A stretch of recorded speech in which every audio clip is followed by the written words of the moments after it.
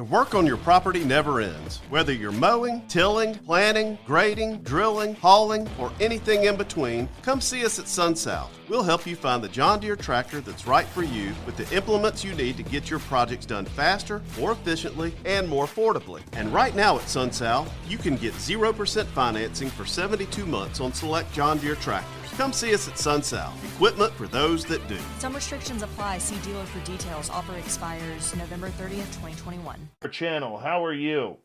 And who else do we have here? Richard Elmore, good to see you. The lovely Jeanette Sanchez has returned. Sensational Sherry, gorgeous Helena. Julius Caesar, what is happening? And there's Ben from UFO Garage right there. The stunning Arlene Atkins-Zell has returned. Uncle Dale and his Power Stash are here. Remember, if you are in Austin, Texas, and you see Uncle Dale walking around, rub his Power Stash for all the good luck you can wish for on Black Friday. $5,900, good to see you. As we continue on here with roll call, will we make it? That is the big key right now. Julio Avalos, nice to see you. Lovely Lauren, gorgeous Carol Indy, what is happening? And who else we got? Lee, what's happening? The Wizard Grand, nice to see you. And we're going to run out of time here. Felipe, nice to have you here. Case and Lee, thanks for coming on in. And Wesley Cornelius, good to see you. And we got like 10 seconds. Can we finish? I do not know. Gorgeous Jen A, Rich Hilke, good to see you. Ann B, welcome. And that's it. We got to rock the gas bar. I can't forget that. Horns up. Here comes Bumblefoot.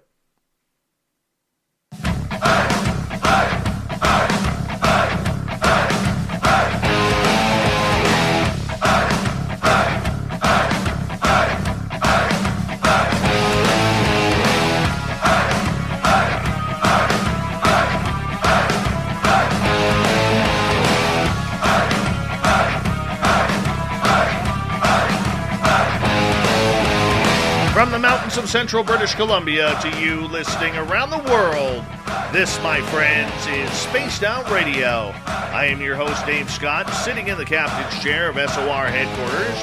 We welcome you to tonight's show on our terrestrial affiliates around North America, digitally on TalkStream Live, Revolution Radio, and KPNL. All of our archives are free. Go to youtube.com/Spaced Out Radio. Do old Davey the favor, hit that subscribe button. You can follow us on Twitter at Spaced Out Radio, Instagram, Spaced Out Radio Show, and now on TikTok at Spaced Out Radio. Our website, spacedoutradio.com. We have a plethora of features for you. Rock out to Bumblefoot. Read up on Shirky Poo's Newswire. Check out our swag as well. Tonight's show is brought to you by Chive Charities. Help make the world 10% happier by visiting Chive Charities today. You can find them on our website. One of the most popular faces in ufology today is UFO Jane. Since 2012, Jane Kyle has documented over 1,000 UFO sightings in her home state of Texas, and counting. Even after all these years of research, though, she still has more questions than ever, and loves interviewing UFO experts and witnesses on her YouTube channel, The Weird UFO Show. She has recently joined, as well, another great show out there, the Unidentified Celebrity Review with Super Lou Jimenez, who wears a cape underneath his clothing. He really does. But tonight, it's all about UFOs. It's all about UFO Jane. Jane, welcome to Spaced Out Radio. How you doing? Oh, it's so good to be here, to be back. Yes. The last time we had you on, we were having technical troubles like anything. But tonight, it's clear sailing.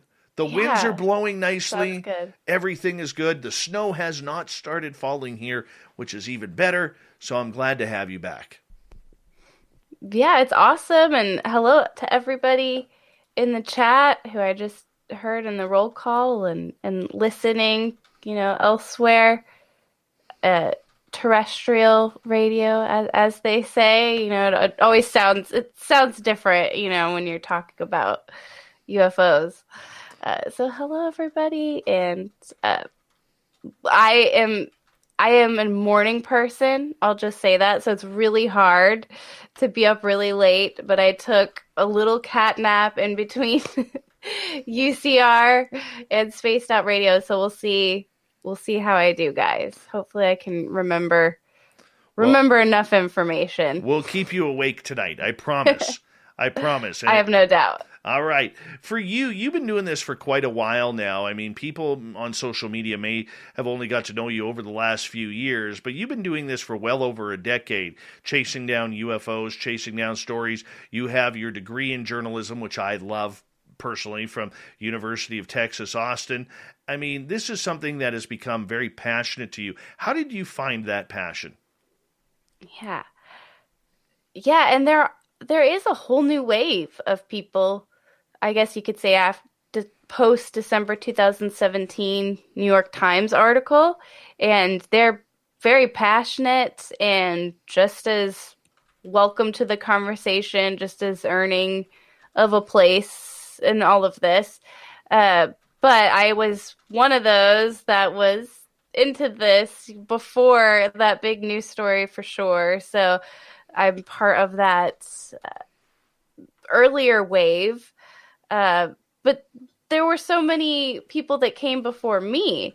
So to that extent, I didn't grow up seeing UFOs or hearing about people seeing UFOs. I don't remember really thinking about it. I was really imaginative as a kid. And, I really liked E.T., the Extraterrestrial, the movie. And I remember liking to do thought experiments in my head as a kid. I didn't really know that that's what it was, but for some reason, the UFO thing, the alien thing, I don't know, I never really grasped that. That wasn't something that was on my radar. And then after college, I met somebody. We started dating, and I learned that, whoa, UFOs were real. And because he, unlike me, had figured that out by this point in time. He'd grown up thinking about this stuff, reading about it. And of course, this would have been largely like pre-internet, right? When like actual like hard books.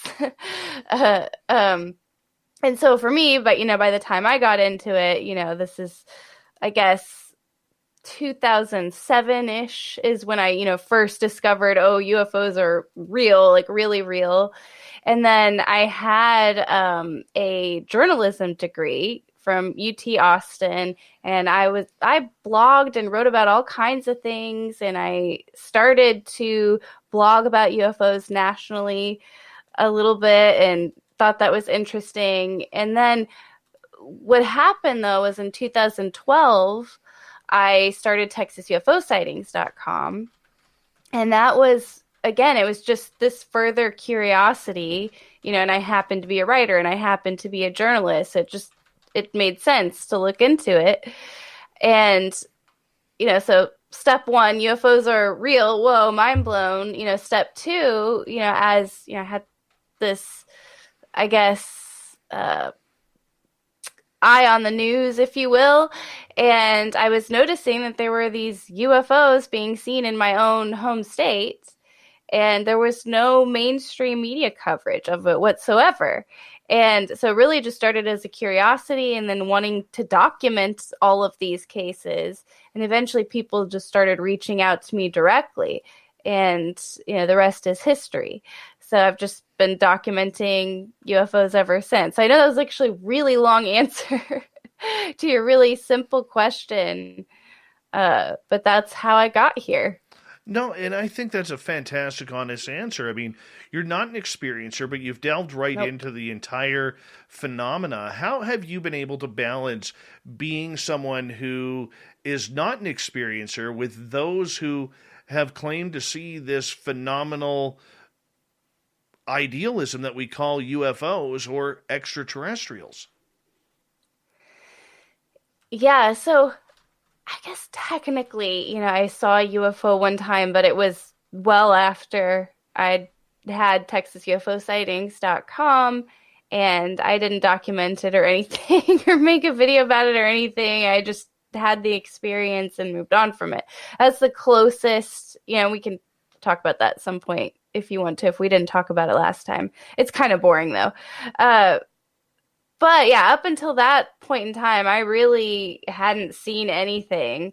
And so I think it's been a good thing because it's allowed me to have some separation from the cases that I report on. So I think I can look at them more objectively and with less of a bias, because I think if I'd had been abducted by an alien, or if I had seen, a triangle craft up close, really detailed, or a Tic Tac UFO, if I had been a military member and seen a Tic Tac UFO and briefed on it, it would be really hard to be not emotional about this, and it would be really hard to not get attached to certain theories about UFOs or certain evidence, especially if it supported experiences I had, right? Because it'd be such a need, understandably, to validate them.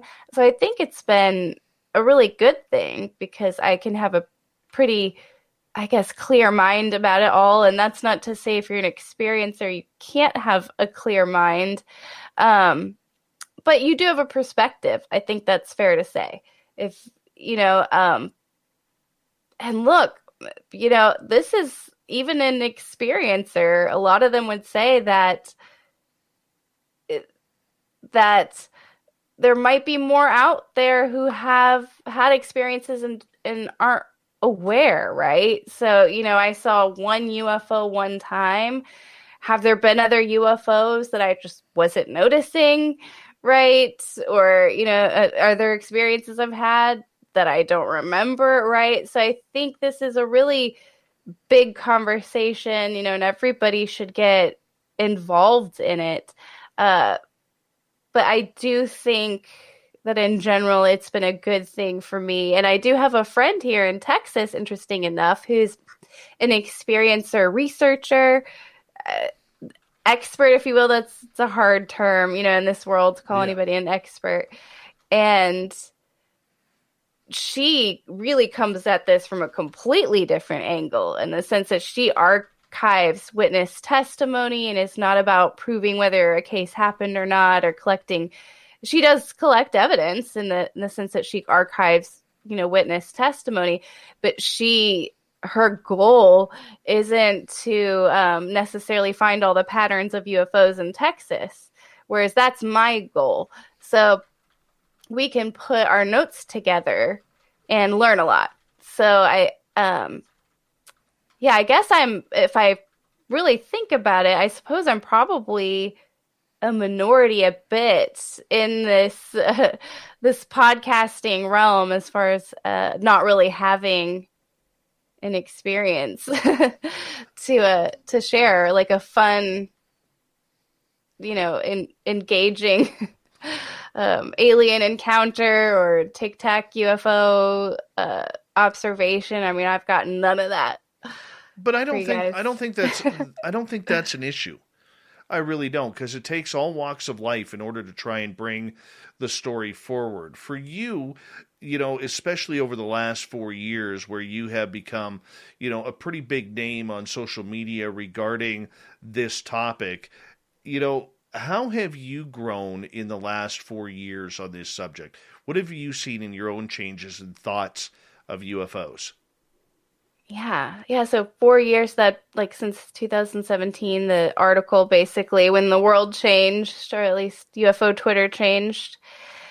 Yeah, that's a great question. So I would say there's just more of an assurance with reporting on this than there was before. So I don't think I had, I know I didn't have any doubt that there was a real phenomenon going on here, before 2017. It was almost self-evident. And so it's not that I had a doubt that the phenomenon was real, but I wasn't sure, if it would ever end up in the mainstream media graces, or if the government would ever really truly acknowledge that the phenomenon was real, even though that seemed to be the path that everything was going on. So I early on, getting into all of this, really the goal was to prepare myself, prepare others for disclosure. And so that doesn't mean aliens are real and visiting.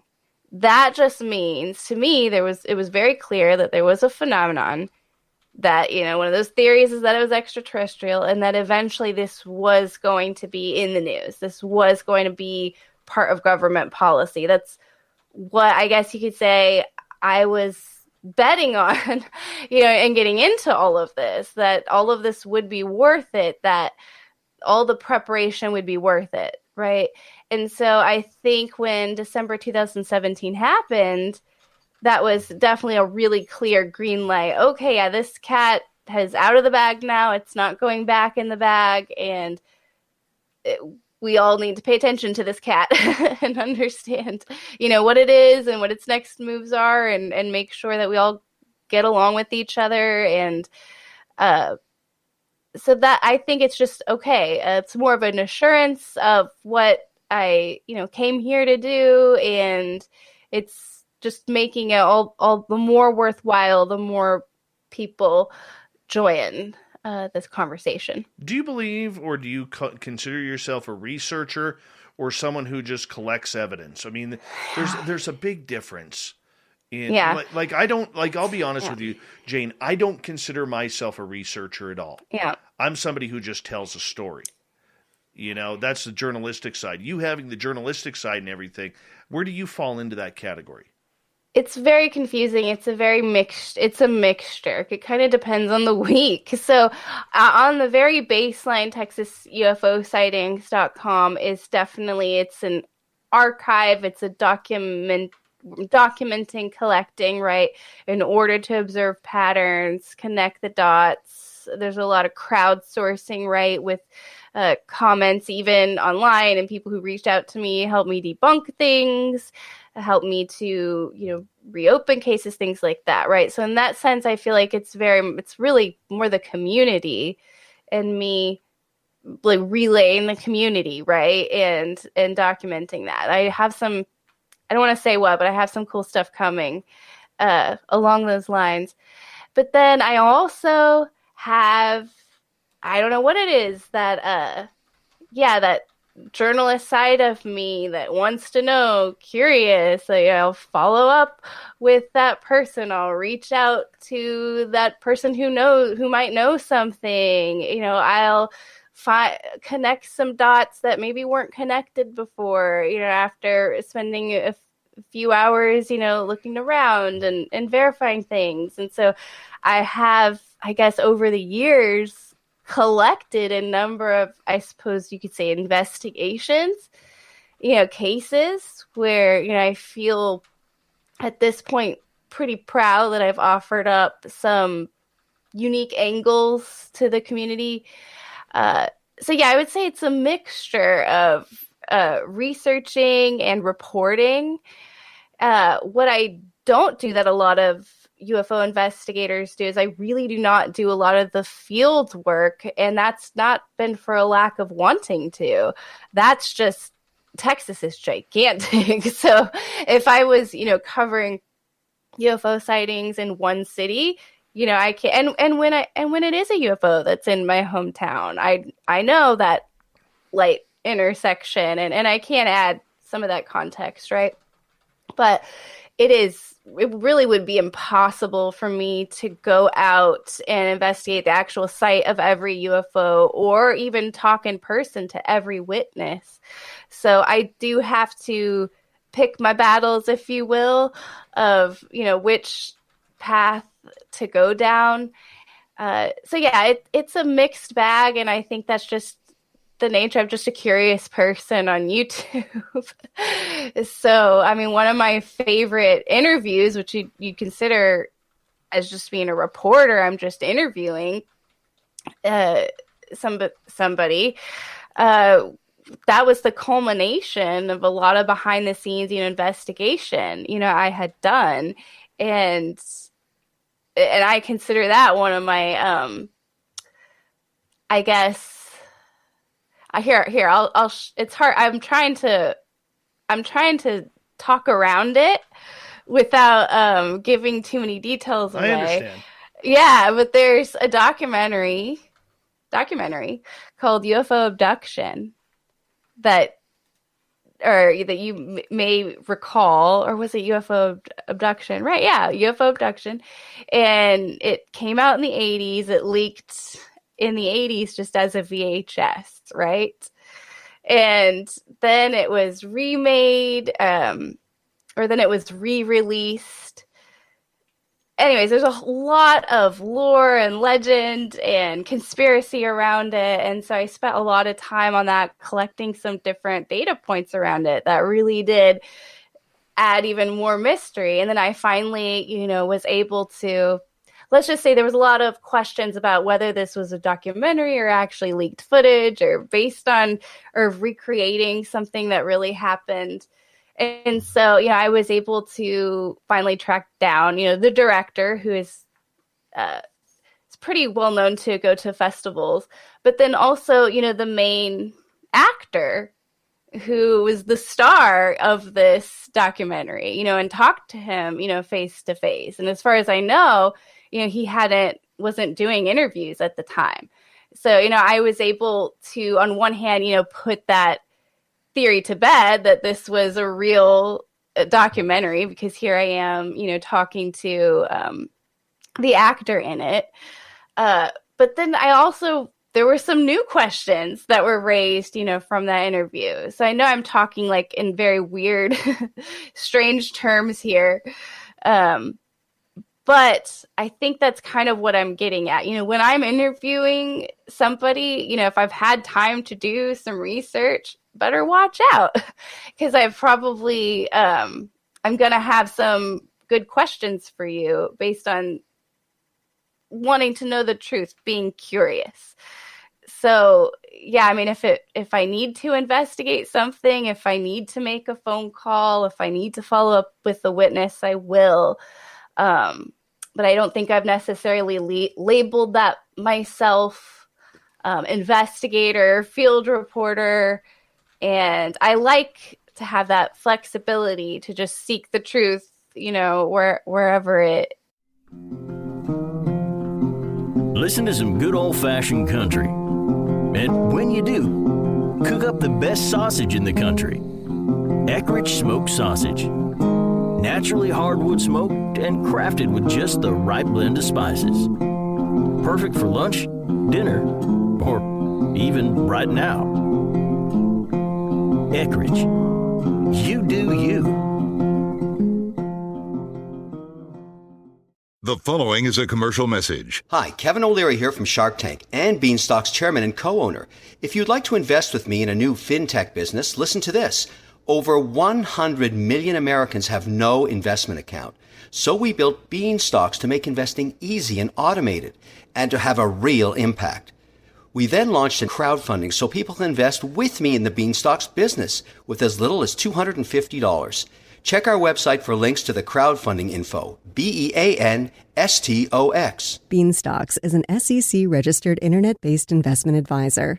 Investing in securities involves risks and potential for loss. Before investing, consider your risk tolerance and investment objectives. For more details, see our website at www.beanstalks.com. Investments in securities are not FDIC insured. Kevin O'Leary is a strategic advisor and paid spokesperson for Start Engine, which owns the funding portal hosting the offering. It goes. We got UFO Jane with us tonight on Space Down Radio. We have 2 minutes here before we have to go to break at the bottom of the hour. And what I'm very excited about next half hour, Jane, we're going to get into the whole disclosure subject, confirmation, disclosure. Which way are we headed?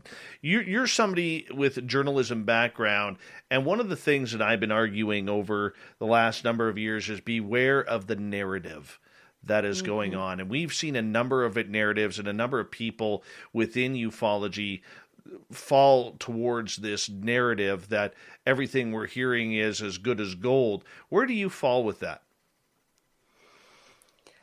Oh, I mean, people should definitely be aware of the narrative or any narrative. So, I mean, if you're here because you want to know, what UFOs are, what their origin are, all of that, then you're not here for a narrative. There shouldn't be one, right? Like, this is a pretty big topic for all of us to try to digest. So there really shouldn't be a narrative about UFOs. And we definitely see that there is one already, that started to get written, I suppose, in 2017, like we keep referring back to. The narrative, I guess, would be that UFOs could be ET, could be alien, that they could be a threat. So we're starting to come up with some bullet points, some conclusions that are going to influence now, national defense policy, it looks like, and the hearts and minds, of the citizens. So those are some really, really big assumptions, right? And I think if you are an experiencer or you're a researcher, you've been following this topic for a while, you definitely owe it to yourself and all your family and friends to make sure that those assumptions you're making are based on really good information and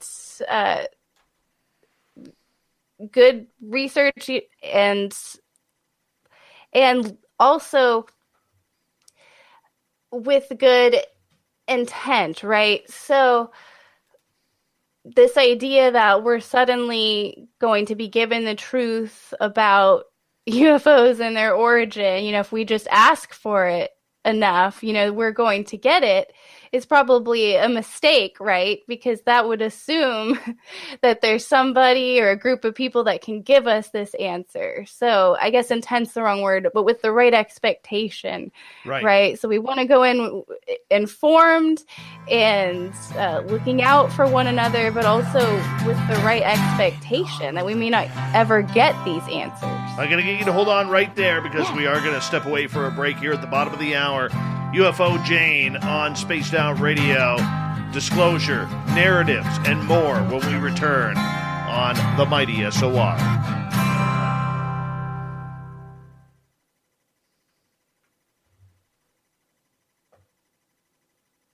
All right, we're clear. Good stuff. Good start. Solid radio right there. I'm having a little trouble thinking, but we'll get there. We'll get there.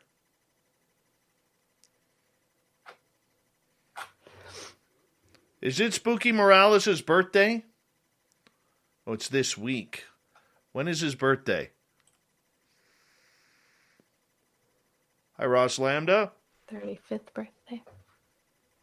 Oh, to be 35 again. God, that was a good year. What year was that? That was 12 years ago. 13 years ago. Holy shit. Wow. 13 years ago. We're in 2021 minus 13. 2008. BBD Warrior, how's it going?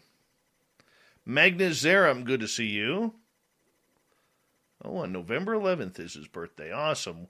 We'll say happy birthday to you then.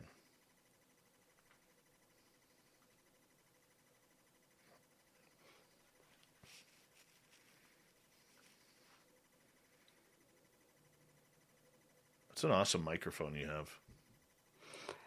Thank you. It's a newer one. I don't even know. Well, I guess it was a Yeti before. It was good, but I didn't know I didn't know how to use it, I think. So this I don't really have to think about is the trick. Yeah, nice. Nice. Yeah. Yes, you never go wrong with a good microphone. I think am I going to be on the UFO Garage? Do we have an interview scheduled? I think so. You should. I think I do. You could bug Ben about his patch beard. Oh, yeah. What's a patch beard? Just grows in little patches. Oh, okay. Yeah, that makes sense. Yeah. Well, hey, not everybody can make it happen quickly, right? Everybody has a different starting point. Exactly. We love Ben around here. He actually, him and Joe are just from UFO Garage. They are just amazing. Amazing. There's Ben again. I also grow a natural mullet. Oh, I love you, Ben. Love you, man. Let's bring the mullets back. Oh, yeah. My son plays hockey with a kid who his parents specifically cut a mullet into his head. It's awesome. Total hockey hair. And he wanted it, like it was his like He's only 8. picked the style. Okay. 7 or 8. So it works. Hi Vash the Stampede. I think on a kid, I feel like on a kid it's could be cute. I'm trying to picture it in my head. I think a kid can pull it off. Oh yeah. Yeah. I would love to see more mullets out there. I need something to laugh at. I got to go to a racetrack here soon, just so I can count the mullets. Mm-hmm. I'm sure there's plenty of events here in Texas. Yeah, well, time it right that you could.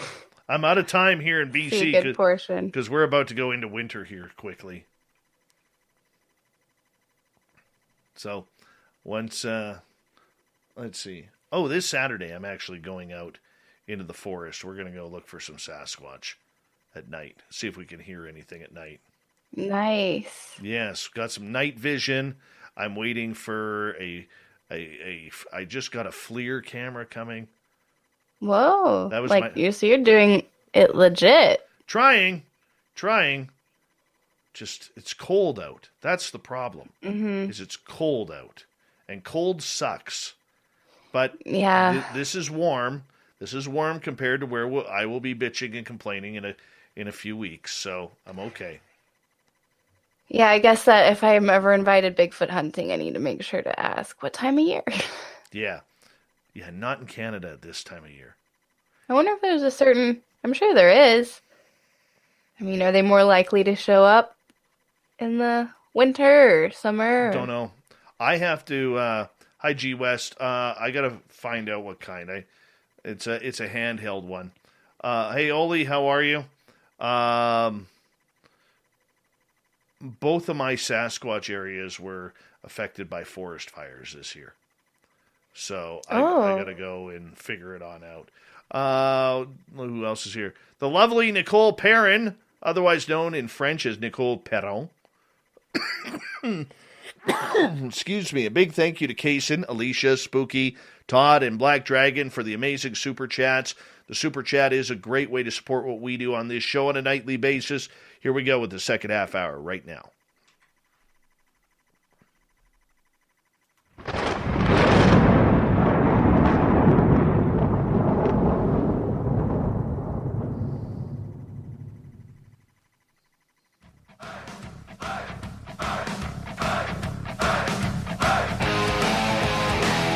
Second half hour of Spaced Out Radio is now underway. Hi to everyone out there. My name is Dave Scott.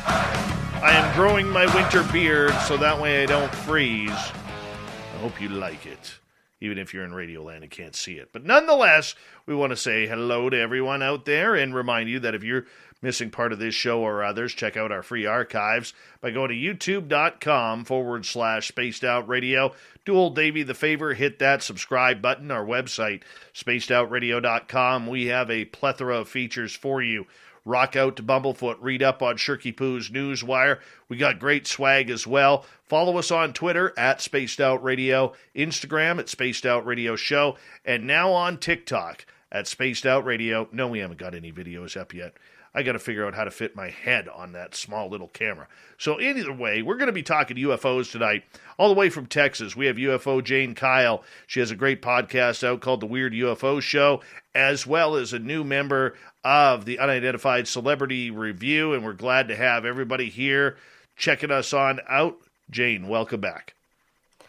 It's good to be back, and I think I'm waking up. Perfect. So. Me too. I made it. Me too. We knew I finally woke up. we knew you would get there. Totally knew that you would get there. Right before the break, we were talking about the narrative of everything. And we'll get into that a little bit more in a little bit here. But one of the big questions that a lot of people have right now is, when is disclosure coming? What is disclosure? What's it all about? You know, that is such a hard topic to discuss because there's so many different angles and avenues to it. But when you view disclosure, what do you think it's all about? Yeah, I mean, I really think of it as a process. So I don't look, we very well might in our history books, in the future be able to say, hey, disclosure happened July 5th, 2022. And that could be, I suppose, a massive UFO sighting, right? That people all around the world see. I think that could definitely be an overnight disclosure event, right? Where certainly you'd still have people debating, did I see that or not? Was that government or not? You might still have some stragglers, but I could see an event like that. But outside of an event or I suppose if you had, a presidential speech where, somebody, I think it would have to be the president of the United States, at least if we're talking about disclosure for us, right? So it would have to be the president. I don't think there's anybody else that could have a speech and then that lead to overnight disclosure, right? I really do feel right now still it'd have to be the president, of the U.S. saying aliens are real, not just UFOs, right? So I suppose you could have, a day like that. That was the day disclosure happened. But truly, it's a process, and I think how the history books will talk about it is they'll say it started maybe in the 90s or 1947, who knows? But, really, December 2017, their Pentagon UFO videos were released. It'll be a timeline, like you see in your history books when you're learning about evolution of mankind or anything, right? There was a release of videos, then there was a June or a government UFO report in June 2021 where the government acknowledged that the phenomenon should be taken seriously. And then, let's see, November 6th, 2021, an amendment was proposed, or I guess whenever this bill passes, a bill passes that included UAP in, our defense bill, our defense strategy, if you will. So it'll just be this stair step to this culmination where, we are all aware that the phenomenon is real and that there is life outside, of our planet. And so that stair step to disclosure could include stories about life being on Mars or Venus. It could include stories about ancient life here on Earth having, maybe alien DNA. It could include stories about recovering ancient craft or technology, right? And these stories might be told by different people with different angles who are not even talking to each other, right? But it will all together tell a story that we're not alone in the universe, and at a sheer minimum, just the awareness that we're not alone in the universe, that would be disclosure. Now, does that actually mean that we're not alone in the universe? That's a totally different question entirely, right? Disclosure is a group, we're as a group agreeing, signing up to this new paradigm together. So I do think it's happening. I believe you too. I believe it's happening as well, but we also need the undeniable science of it. And not only that, we have to figure out a way to blend the science with the experiential crowd too. Because those who are experiencers, I think, have a lot more to offer than what they've been given credit for. What's with these downloads people say they have? What about the experiences? Mm-hmm. What about people who've been taken, for generations in their family?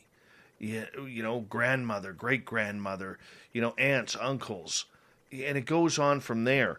And I don't think it has so much to do about just the UFO. I mean, there are so many different angles and avenues. My big thing is with everything, and this is where we kind of get into the narrative, is what are they telling us? And who are they? Okay, is it Lou Elizondo? Is it Avi Loeb? Is it Chris Mellon? Is it Richard Dolan? I mean, there's a number of people out there whom we can question on what disclosure is. But I don't think that disclosure, like a lot of our listeners and your listeners really think it is that it's not something that is just straight down the line. There are different avenues going all over the place, which makes it a much more difficult topic, don't you think? Oh, absolutely. And if you're getting in that black and white either or thinking, it's going to be really frustrating, and the truth is going to be really elusive. Because, when we're talking about objects that are unidentified, that's a really vast subject. So it's really, you're immediately just shooting yourself in the foot if you start boxing things and getting attached to specific theories, right?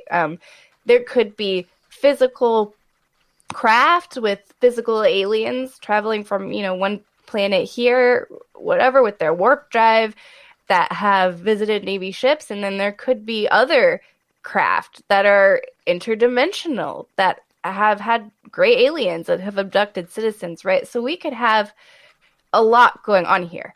So, and we probably do, alien or not, we probably do have a lot going on here. I mean, let's talk about ball lightning. That's a super fascinating phenomenon that we still have a lot to learn about, that really gets grouped in that UFO bucket, kind of rightfully so. So that's an example, right, of just how big this subject is. So yeah, so everybody should be involved in it. This is also a question, are we alone in the universe, that everybody has a right to ask and try to answer and to have a theory about. So this idea that, it didn't happen unless Christopher Mellon tells us it happened, or unless Lou Elizondo tells us it happened, or the president, that, yes, of course, we live in a reality where, when the president says something or Lou Elizondo says something, it has more of an effect than when I say it, even, or when somebody else says it.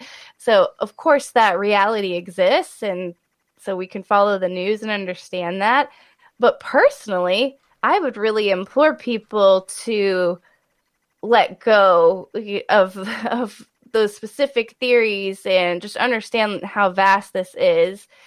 And yes, and to your question about experiencers, yes, they're absolutely crucial to this. I mean, we would not be here I don't think that we would be here having this conversation if it wasn't for the experiencers, if it wasn't for, let's say, Roswell.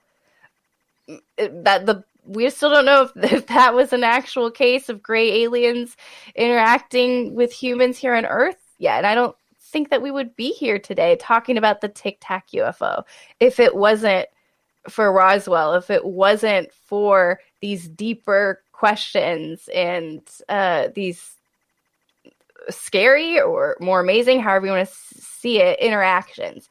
And there is absolutely a consistent pattern to these testimonies. I mean, it took me a while to really accept. And I don't know if I'm completely there yet, but I'm learning to accept the abduction phenomenon just for what it is, and I'm trying not to project onto it, because it is what it is. And it's interesting with different really famous cases, how we ignore the witness testimony. And because, for example, the Rendlesham UFO, people are pretty familiar with the nuts and bolts aspect of that case, and Colonel Holtz and his take. But then there's also Jim Peniston, who touched it and had a download, right? And that his testimony is, if you're just doing a cursory glance or research on that case, you may never even find out about that. And why leave something like that out? So it's really tricky, though. And I say this to experiencers very lovingly. Remember, though, that let's say you're getting a download or you're getting communication from an ET being, that really is all it is on its surface. And whether or not that communication or that download of information is true is, the researchers that you're sharing this with and the, your fellow human beings who, haven't had those experiences, they're still going to do their due diligence to find out if that's true. And you just kind of have to prepare your heart a little, right? If you say that, you've had an experience with an alien and they say that they're from the Zeta Reticuli star system, right? I mean, that's actually the Betty Barney Hill incident, right? Be prepared for there to be research that... Con Prime recibes bombillas en un día. Edison estaría orgulloso. Orgullosísimo. Recibe rápido los esenciales diarios. Prime lo cambia todo. The following is a commercial message. Hi, Kevin O'Leary here from Shark Tank and Beanstalk's chairman and co-owner. If you'd like to invest with me in a new fintech business, listen to this. Over 100 million Americans have no investment account. So we built Beanstalks to make investing easy and automated and to have a real impact. We then launched a crowdfunding so people can invest with me in the Beanstalks business with as little as $250. Check our website for links to the crowdfunding info. BEANSTOX. Beanstalks is an SEC-registered internet-based investment advisor. Investing in securities involves risks and potential for loss. Before investing, consider your risk tolerance and investment objectives. For more details, see our website at www.beanstalks.com. Investments in securities are not FDIC insured. Kevin O'Leary is a strategic advisor and paid spokesperson for Start Engine, which owns the funding portal hosting the offering. Claims no aliens could come from the Zeta Reticuli star system, right? Or be prepared for people to say, well, the aliens were lying to you, right? So we're really if we're going to really get to the bottom of this, we're going to really rely honestly on experiencers to be pretty brave here and pretty strong here and be pretty level-headed here, because we're asking them to be vulnerable and share these experiences and these testimonies, which very well may have that gold that we're looking for, right? A lot of the answers that we're looking for, but we're going to be scrutinizing it and we're going to have to. So I think it's going to be uncomfortable, but it's going to be necessary in order to further this discussion along in a truthful way. I understand exactly where you're going with that. And, one of the things that I think a lot of people debate on is whether or not we're putting too much stock in people like Luis Elizondo and Chris Mellon. Look, they're the closest we have to this information. I wasn't a fan of them on the record when they were with the To the Stars Academy. Since they've split away, and I've had at least the opportunity to talk a few times with Mr. Elizondo, I can say that I believe in what he is doing. I may not agree with everything, but I think he's got some information that we all need and that he wants to eventually reveal. So are we putting too much stock and too much of a demigod type of attitude around Mellon and Elizondo? And, because that could lead either A, to a lot of disappointment, or it could lead us to the promised land. We really don't know. Mm-hmm. Oh, yes. We are definitely putting too much stock in Lou Elizondo and Christopher Mellon. And I think that Lou Elizondo maybe would even agree with that. Obviously I haven't asked him. We shouldn't put so much stock in any single human being or any group of human beings on this. And that's just silly to do, right? So, put yourself in Lou Elizondo's shoes. Pretend like you're Lou Elizondo, right? And would you want people relying on you for all the truth about, the cosmos? You probably wouldn't. I don't think most people really want that burden. So I tuned. So when Lou Elizondo first, he gave a really harrowing speech. I recall at UFO Congress. I don't know how many years ago. And I remember paying really close attention and just analyzing that speech like crazy and just taking that for myself. And then I remember thinking, okay, I'm not going to, and I really like Lou. I don't say this, I only say this with respect, but I said, okay, I'm not going to listen to any more interviews. Once he started doing the rounds, I decided I wasn't going to listen to any Lou Elizondo interviews because he was doing interviews with pretty much every single person I knew and their dog. And it was very clear to me that he, after that UFO Congress, that this was going to be the guy. And I wanted to be outside of that sphere, and I wanted to see what it looked like from my perspective a little while before I hopped on that bandwagon. I ended up hopping on the bandwagon. I ended up helping to host a panel with him, and he didn't have to look at any questions before I was able to ask whatever I wanted to. I still think he gives where that funny came from? You know where that came from? The whole presenting questions before they. Yeah. That came from me.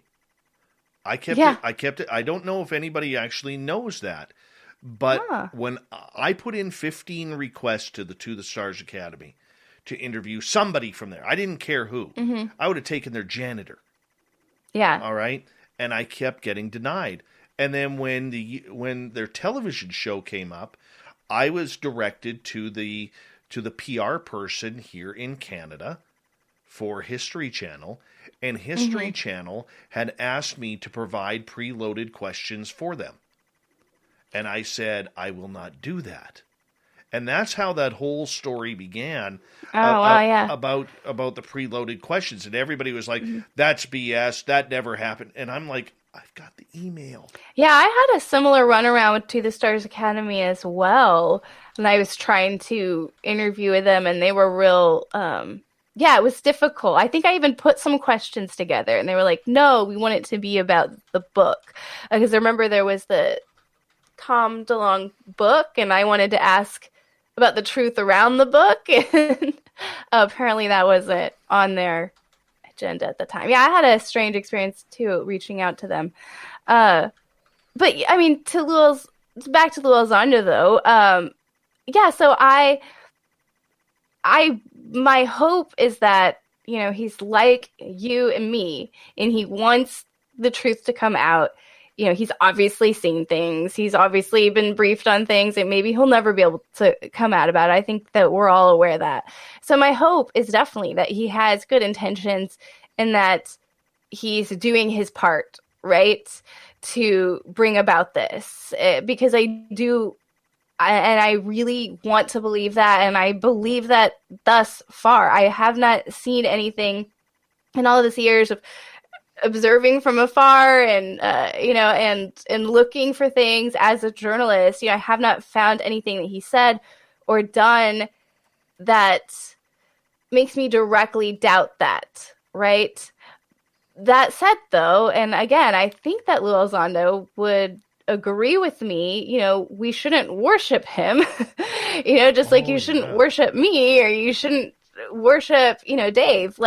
And so that mentality in people is really, it's a phenomenon in itself. And I would say it's way more fun, guys, to be over here sometimes on the sidelines just watching the fanaticism, because it gets the best of people. People get attached to certain theories, certain voices, and they are more prone to fighting, on UFO Twitter all of that, because it's so much more personal. And so, no, I mean, I don't recommend that. You can, believe in Lou Elizondo and listen to interviews with him without being a fanboy or a fangirl. You can have a balance. And, a really good point of this continuing on, because it's not going to stop, and is with this amendment to the National Defense Bill. Almost right away, when news of this amendment came out, people were tweeting, messaging about Kirsten Gillibrand, the senator who proposed that amendment, glorifying, heroicizing her, saying, we got to get behind this bill. Even UCR that, I am on and support. We talked about that today, tweeting support for the senator. And I'm behind that so far and everything, I've digested from the amendment. But my point being, those memes and those tweets and that passion and that vigor began, I'm pretty sure, before people even had the time to read it all.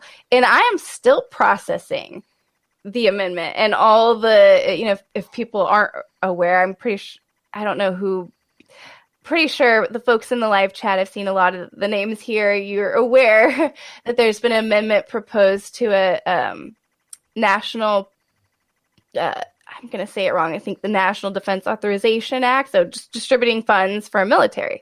So UFOs are going to be part of it, basically. That's the big news. And so it's a big deal.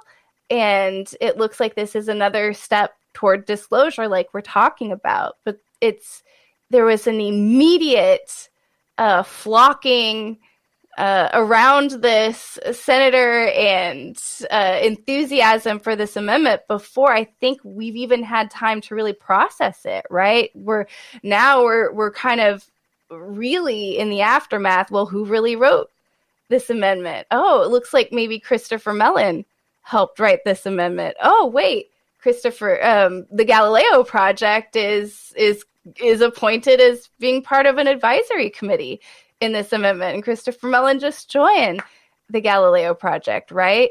And to raise a suspicion like that is a big no-no, because, well, we love the fanaticism, right, around Christopher Mellon.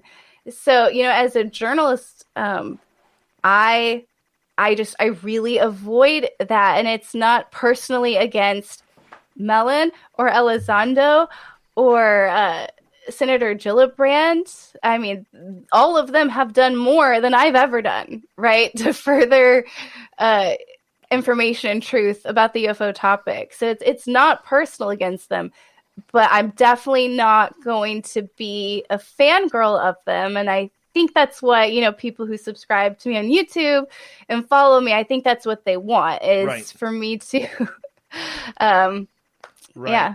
Well, we're going to go to break here at the top of the hour here. UFO Jane Kyle is with us from the Unidentified Celebrity Review and the Weird UFO Show, both on YouTube. We're going to continue. Fanaticism in ufology. That's a topic we really haven't covered on this show. I say we run with it. Let's see where it goes. Yeah, it's something about this late night hour here in Texas. Just get it's woo time on the mighty SOR. I think that's what it is. With UFO Jane Kyle next.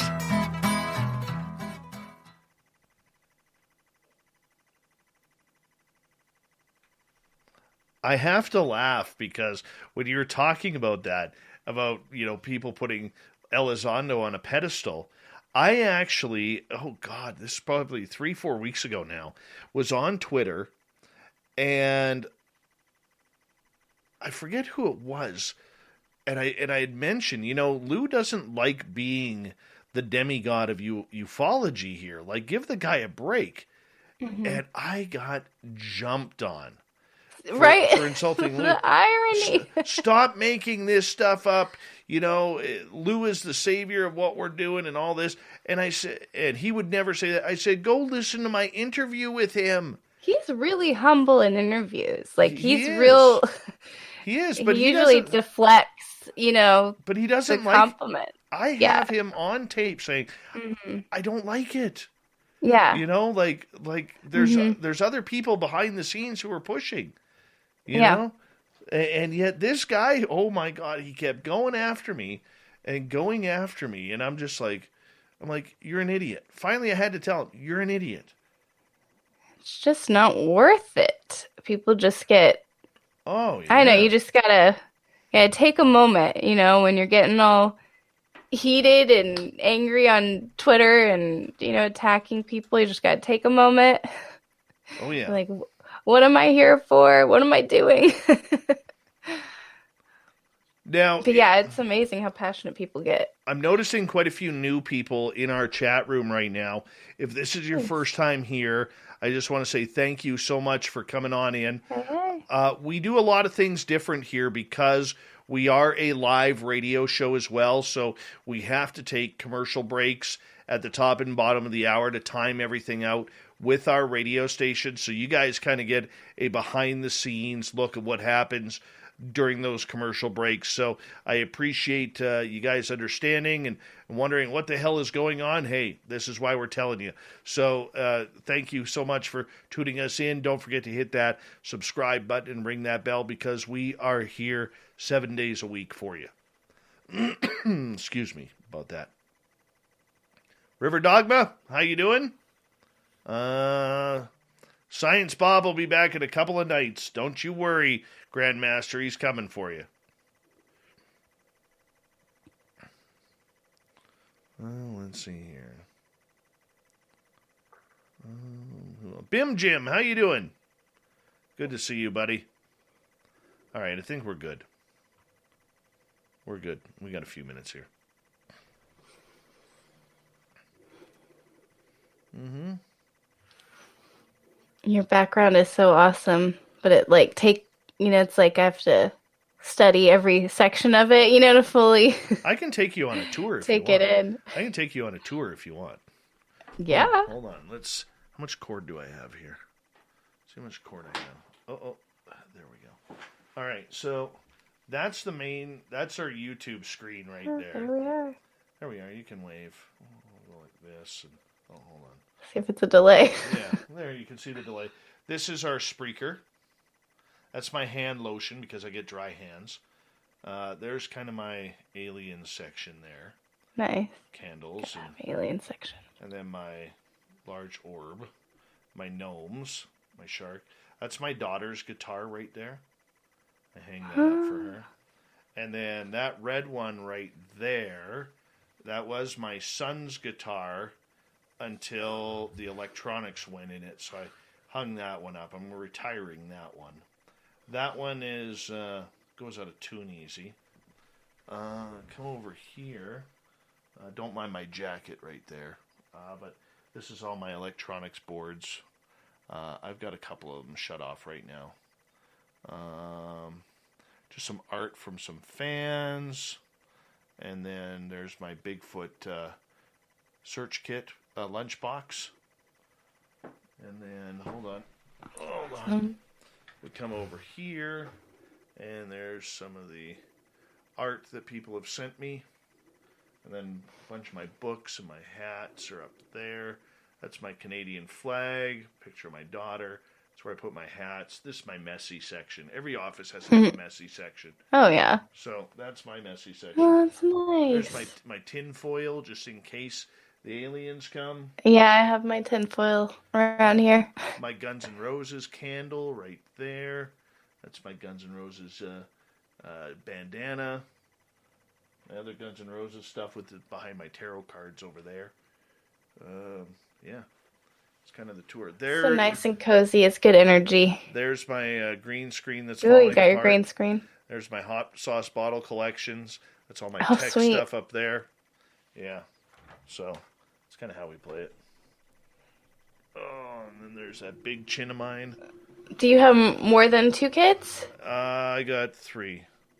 Do they all play guitar? 2 of them. My youngest is in lessons.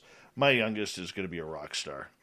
That's it. So fun. Oh, yeah. He is just taking to the guitar like anything. His guitar teacher is just like, this kid is going to be amazing. Wow. Yeah, and I'm just like, cool. Let's rock. Let's rock. We got about 25 seconds here, so Anybody else new come into the chat room while I was taking you on a tour? Let's see here. No. That I see. And big thank you to Black Dragon, Todd, Spooky, Alicia, Kaysen, and Mark for the amazing super chats. Really do appreciate it. Or G West is in there too. I apologize. I didn't write you down, G West. But we're going to continue on here right now.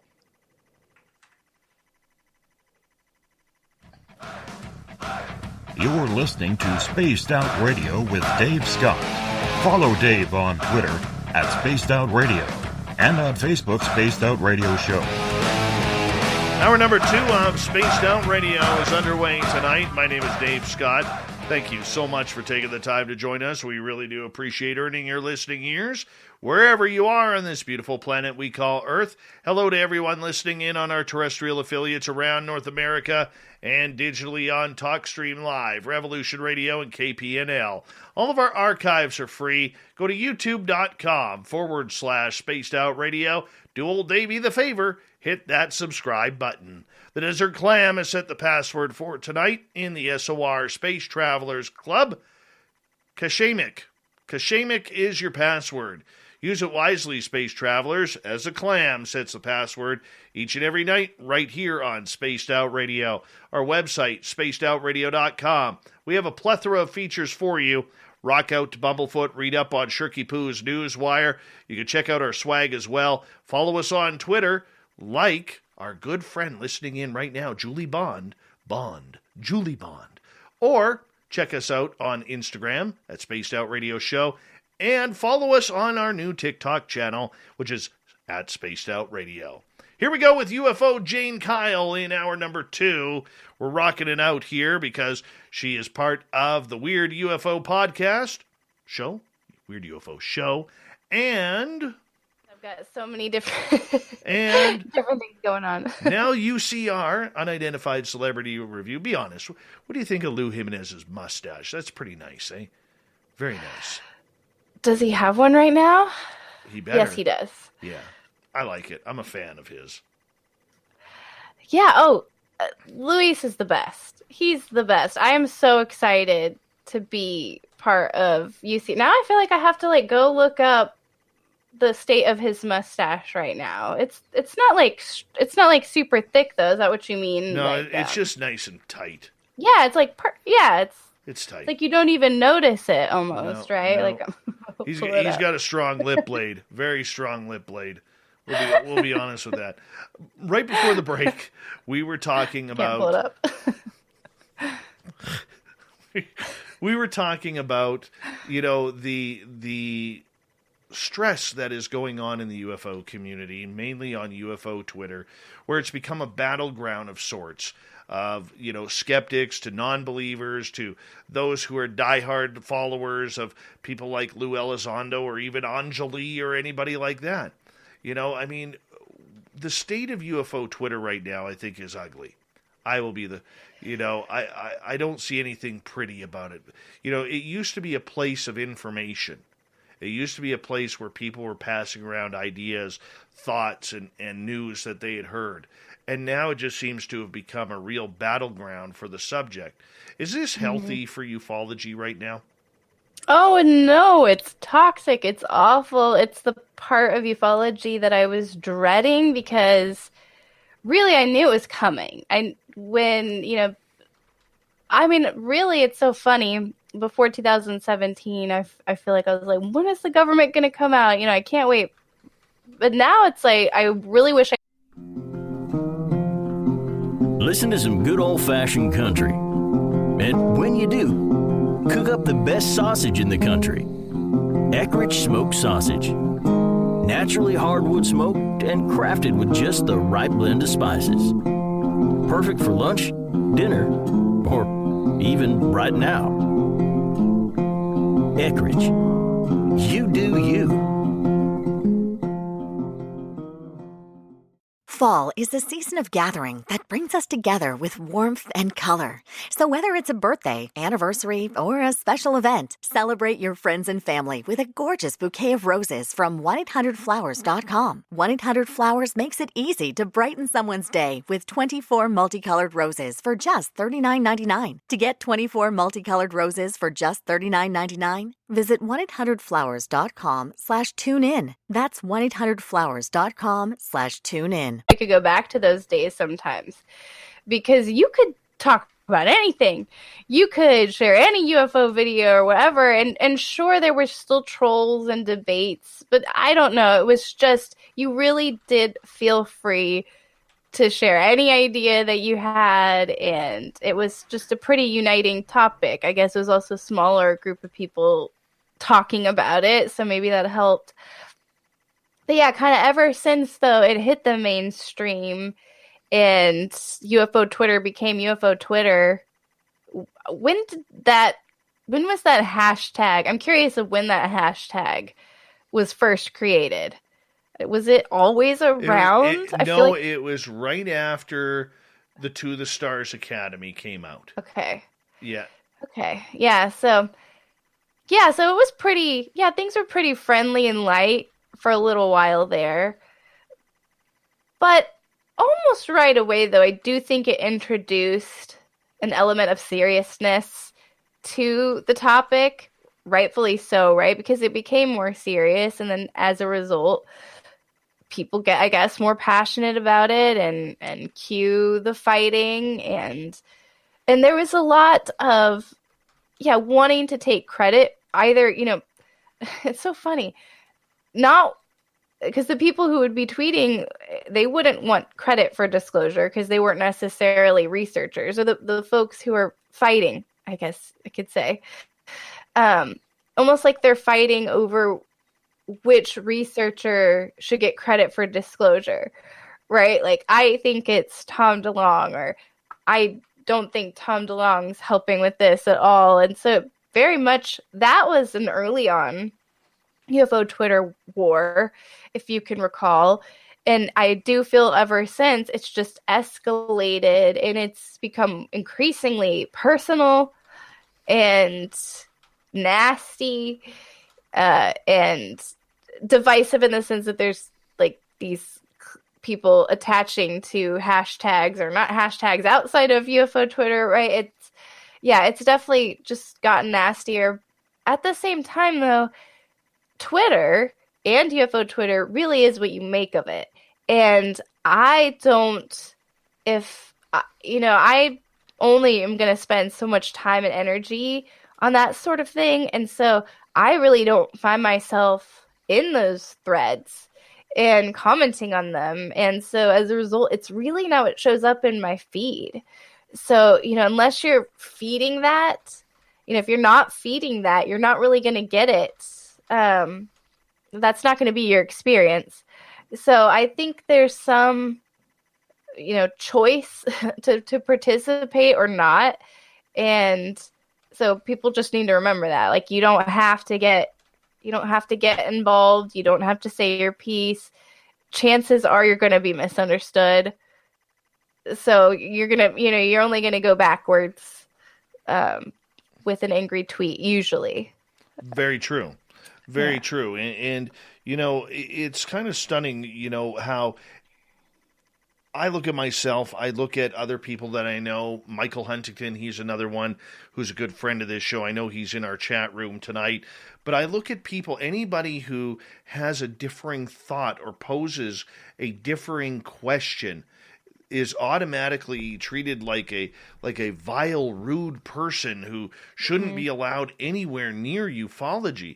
But shouldn't we be asking more questions? Shouldn't we know the answer to, hey, Tom DeLonge, when you had your opening press conference for the To the Stars Academy, how come there were no press involved? Or ask the Navy, certain questions, or ask Lou Elizondo certain questions. Or Chris Mellon, anybody. We should be allowed to ask questions. We shouldn't take everything as verbatim. And yet, here we are.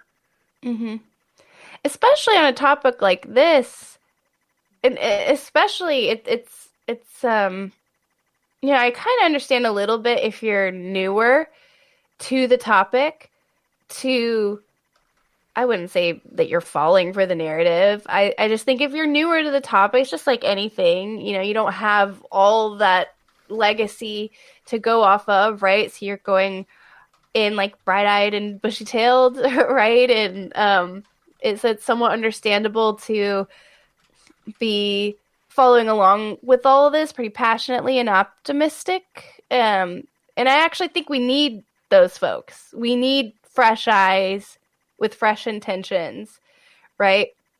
However, though, if you've been in ufology for a while, if you've been in it, you know, before 2017, I mean, all that you really can know is that we don't know what UFOs are. And there's been a concerted effort to lie about them and deceive the public for decades. I mean, we know that. And so to have this mentality like, oh, Tom DeLonge, rock and roll star. I sound like an old lady. I actually really like Blink 182, and Me I too. grew up listening.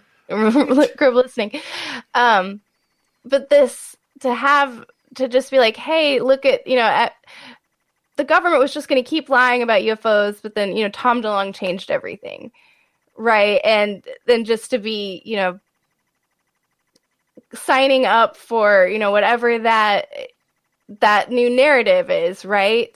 That seems strange to me. I mean, we just came out of this world where UFOs weren't real, and now they're real, and now we're just going to get all the truth and everything, and it's just happening super organically because people just want it. I mean, people wanted the truth just as much. You know, after Roswell, there was a whole flying saucer craze, right? I mean, you can go throughout history of humans wondering about, are we alone in the universe, asking these questions, right?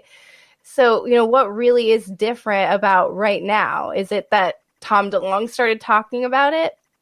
I don't think that's, you know, I don't think that's the reason, you know, we're all here today. And again, it's not personal against Tom DeLonge. He did more, you know, again, he's done more than I have, you know, thus far to contribute and further, you know, this along.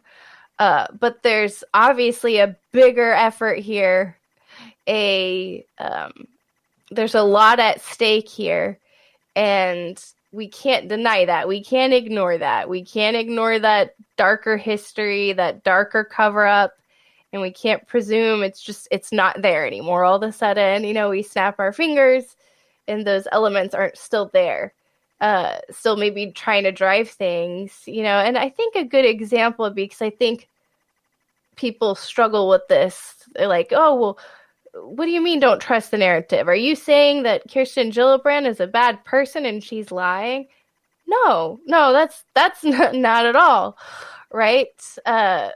But we are all, you know, Senator Gillibrand, Elizondo, you, me, everybody in the live chat, we're all being influenced and guided by all these forces and influences around us, right? And I mean, if you're going to pick any topic, any topic outside of UFOs, let's just get rid of UFOs for a minute. You know, cosmetics, you know, if you're a woman, right? How might you have been, you know, lied to or deceived, you know, by makeup companies and beauty brands, right? So it's no different with UFOs. And we have to, you know, and the more that it becomes a mainstream news topic, the more that it influences national policy, the more jobs that can be created from this, the more deception, the more corruption we should expect. And unfortunately, it seems though that people, I guess because we just want, you know, we want a bright utopian future, right? Or we're just all happy and, you know, hanging out with aliens. And I want that future too. But we can't romanticize that too much. We can't just expect sunshine and rainbows. We have to keep asking those hard questions, and just know that it's not personal. And it's just all for our best interest together in seeking this really big truth that really probably we won't really get to the bottom of, in our lifetime. Truly. How do we get there? How did we get to where we are right now?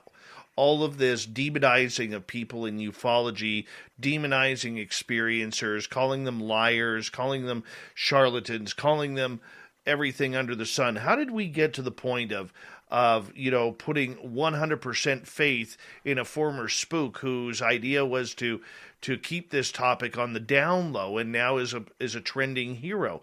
How did we stop believing in researchers who have been doing this for 30, 40, some 50 years and trying to bring truth out and have never been able to get there?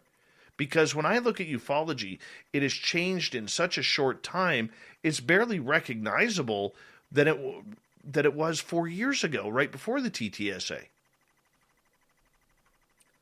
Yeah, I mean, it's the government's lying to us. Stop lying to us. We don't trust you to. The government's telling us UFOs are real. What are they going to say next? What are they going to leak next? Let me be part of this, right? So it's a total 180. It's a total shift. And I wouldn't say, and I do think it's an inevitable one. And so I wouldn't necessarily say it's a bad or good thing. So I think we've got two factions here, right? We have the new age of ufology, right? And that includes military, that includes people who have classified briefings, and that includes you and me, right? And who genuinely are seeking the truth, and maybe our worst flaw is being naive, right?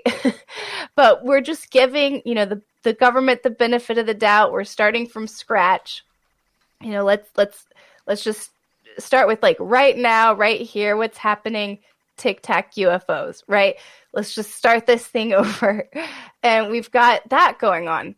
And I think that needs to happen. And it's like family secrets, right? Do you need to be carrying the burden of, all the secrets and trauma and maybe darkness from your family lineage or ancestors, right? Or do you want a fresh start to this, a new opportunity to look at the evidence with fresh eyes, to have this conversation over again, to do a do-over, right?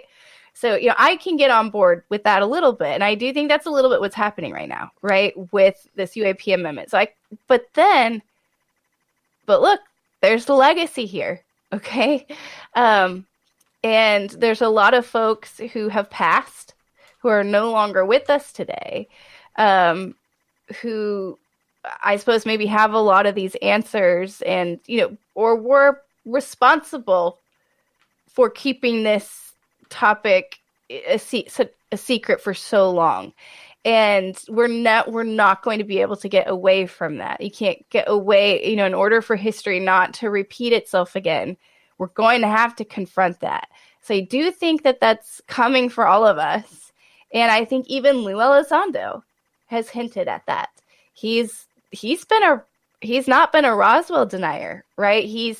He'll sometimes go off the trail and talk about things that happened, well before the Tic Tac UFO, to his credit, right? So I do think that we're going to have to go back to all that dark, difficult history and really confront it if we are going to expect to really come out the other side of this. And I just think they're two different groups and factions that just have to coexist for now. We have 5 minutes to go before we have to go to break. At the bottom of the hour, UFO Jane is with us tonight on Spaced Out Radio. We keep hearing a lot of radio shows, a lot of podcasts, UFO channels, and people who are researching, like Elizondo, saying, the public has to put more pressure on. The public needs to step up their support for UFO studies and research. The public needs more activism. That's now a big term on Twitter, UAP activism or UFO hacktivism. Does the public really have that much power when it comes to literally the second biggest stories in mankind's history next to Jesus Christ himself coming back down from the heavens?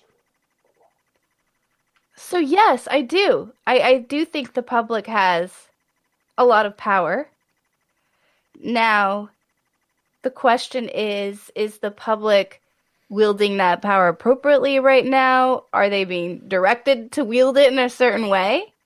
I think that would maybe be a better question or a more helpful question in navigating all of this. But yeah, I do think the public has tremendous power, and just you and me, just individual human beings, have tremendous power. We have so much power that we can see a UFO and make up our own mind about it. You didn't have to have any security briefing for that, right? All this big truth that they're trying to keep from you, they've not been able to keep from any of us. So, that is why we're here today, because this truth cannot be suppressed. So whether we think there are dark and light elements that are pushing for disclosure, I do think there is a push for disclosure, because I do think, yes, the truth inevitably comes out. Now, the public is responsible for that, right? That power, and how will it be wielded? And, that's another question. But yeah, I do think that disclosure can be how you and I want it to be for you and me. If we choose to take up that challenge. Okay, the reason why I asked that is because we got 2.5 minutes here, is because I think activism is one thing and getting the story out there and putting pressure on it is good. But what kind of disclosure or confirmation are we going to get? There's still a giant Pandora's box of information that we have no idea about, that if it ever got out to the public, this could collapse governments, it could collapse economies, it could collapse religion, a lot of things out there that we as a human society, never mind an American or a Canadian society, but a human society may not be ready for. Yeah, absolutely. And we are the wild card, right? So let's say, the public was more open to UFOs and the idea of aliens, and they already were thinking about how it would impact their religious or spiritual perspectives, right? That type of public, maybe the government doesn't feel as worrisome about sharing UFO truths, right? Or evidence that they have collected so far. So, yeah, I don't think it's unquestionable that humans couldn't get our act together a little bit and show that we can handle the truth. So if you come from the military or your former counterintelligence, right, you understand what the military is looking for and what decision makers with these top secret clearances are looking for. You know what signs they're looking for to feel confident enough to share UFO evidence, in the public. So I don't think it's unfathomable that there could be some folks out there trying to just urge us along to be able to cope with this more, so that, look, whether or not our own U.S. government wants us to know about UFOs and aliens, what if another foreign government tells us some about them, right? Or what if there is a mass sighting event? This is not something, if it's real, that the U.S. government can control. Very true. Right? So, very true. Let's hold it right there, so that way we could go to break here at the bottom of the hour. UFO Jane Kyle is here from the Weird UFO Show, and unidentified celebrity review.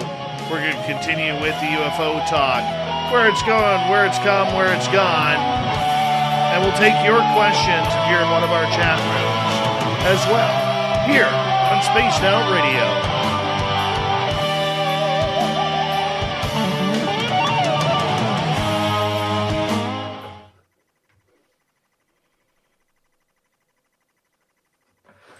Good show so far. Sorry, I was coughing. You're allowed. I was clearing my throat. I'm pretty good with the mute button these days. Very cool. Allergies here in Central Texas, so. Yes. Hi, Tiffany. Welcome to our chat room.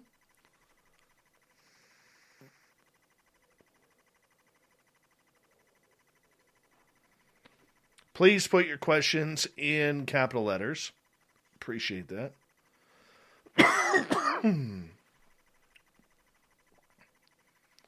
There's some love for you. Aw. Thanks, Purpose and Grace. What a great handle. Mm-hmm.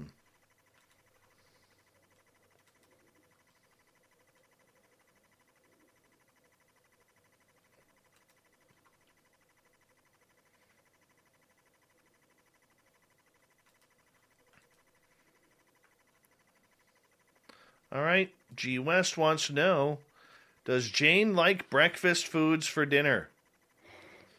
Oh, yeah. I prefer breakfast for dinner than in the morning. I could tell. I can't do like a big, like eggs and bacon and all that in the morning. That's just too much. But a brunch, I can do a big brunch. Mm-hmm. But dinner time, really? Yeah, well, I don't really. Every once in a while we'll do breakfast for dinner. Haven't done that lately. Should do it again soon. And so that's just usually the only time I really appreciate all the like breakfast standards. And so it's really good because I don't eat heavy in the morning. I've never. For smarter money decisions, LendingTree can help. With the LendingTree app, you can track your finances, compare loan rates, and find ways to cut monthly bills. Download the free LendingTree app and start keeping more of your money. Terms and conditions may apply. NMLS number 1136. On December the 3rd, I tested positive for COVID. I was to the point where I really couldn't even walk. She was admitted to the Tupelo Hospital. That's where she remained for 82 days. That was the first time they told Reggie he could come see me. I nearly lost my wife. I mean, that's real. There ain't no false information. And I don't want to see you lose a loved one. Sponsored by Delta Health Alliance. Go to getyourshotms.org. Never been able to do that. Thank you, Duke. I just drink a lot of coffee in the morning. Thank you, Duke. All you sickos who are breakfast for dinner eaters need to go wash your mouth out with soap. Golly, I didn't realize it was so blasphemous. Oh, terrible. All right, we are getting some questions here coming in. Oh, excuse me. Oh, no judgment here. Hi, Adenamug. Jane's from Texas. Of course she'll eat breakfast for dinner. Oh, maybe that is a Texas thing. Oh, apparently it's a world thing. The thing is, I like all foods. There's not many foods I don't like. One of my dream meals is I want to go to New Orleans and have one of them crawfish pots that has like the potatoes and corn and everything in there. I want to try one of those. We do that, my husband's family, for their family reunion. It's so good. I don't even know how to eat crawfish. I say that's so funny, but I actually don't like to. So I can do like shrimp, but the crawfish is pushing it a little bit for me. I mean, don't you just bugs. rip their tails off and Ocean bugs. Oh. It's just like the eyes. I think you just rip their tails off and eat what's inside. I think so. Yeah. All right, there's our. But I'm always. I mean, the corn corn's good. Corn's good. Steve Wilson, welcome to our channel. Ed Parnell, good to see you. And who else has come in here? Excuse me. Sweet Tony D, good morning to you in the UK.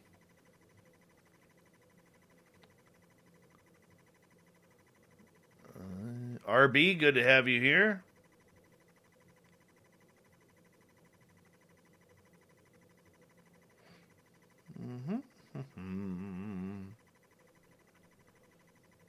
We got about 1 minute here.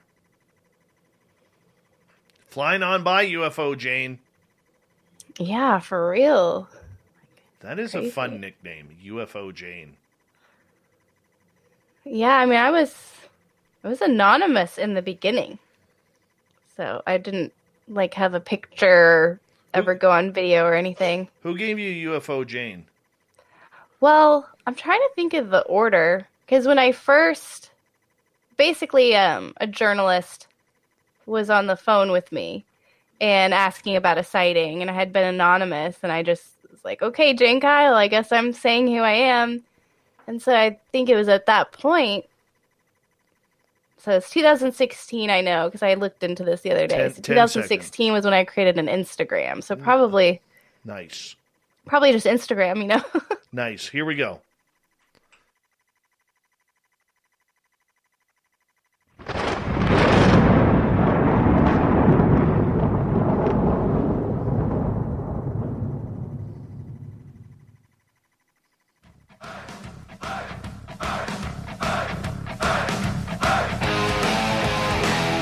We pass the halfway point of Spaced Out Radio tonight.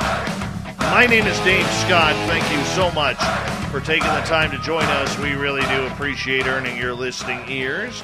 Want to remind you that if you missed portions of this show or others, check out our free archives by going to youtube.com/Spaced Out Radio. Do me the favor, hit that subscribe button. Our website is spacedoutradio.com. We have a plethora of features for you. Rock out to Bumblefoot. Read up on Shirky Poo's Newswire. You can check out our swag as well. Follow us on our brand new TikTok channel at Spaced Out Radio, at Spaced Out Radio on Twitter, and on Instagram at Spaced Out Radio Show. We continue on tonight with the UFO talk with UFO Jane Kyle. She is with the Weird UFO Show and the Unidentified Celebrity Review. Jane, welcome back. Welcome. Good to be back. Good to be back. There we go. Let's start off with some audience questions here. David says, what percentage do you think is military compared to something that is actually from another world? Oh, man. Golly, that's so hard. I mean, percentage of sightings in Texas, percentage of, the UFOs that were in the June report, right? Or just all UFOs? Oh, golly, that's such a big question. I can't help but get super analytical about it and start trying to break it down. My instincts are that a lot of the triangle... Here's what I'd say. The triangles are probably the most persistent, perplexing, and well-documented UFOs that I've covered here in Texas. So if I'm just going to focus on my expertise and what I've covered in Texas, those have been the ones that have stood out the most to me. And I do think, a majority of those could be military, because I know that we have technology that's pretty similar, or had. And so I think my question more is the origin of that technology and what was it inspired by.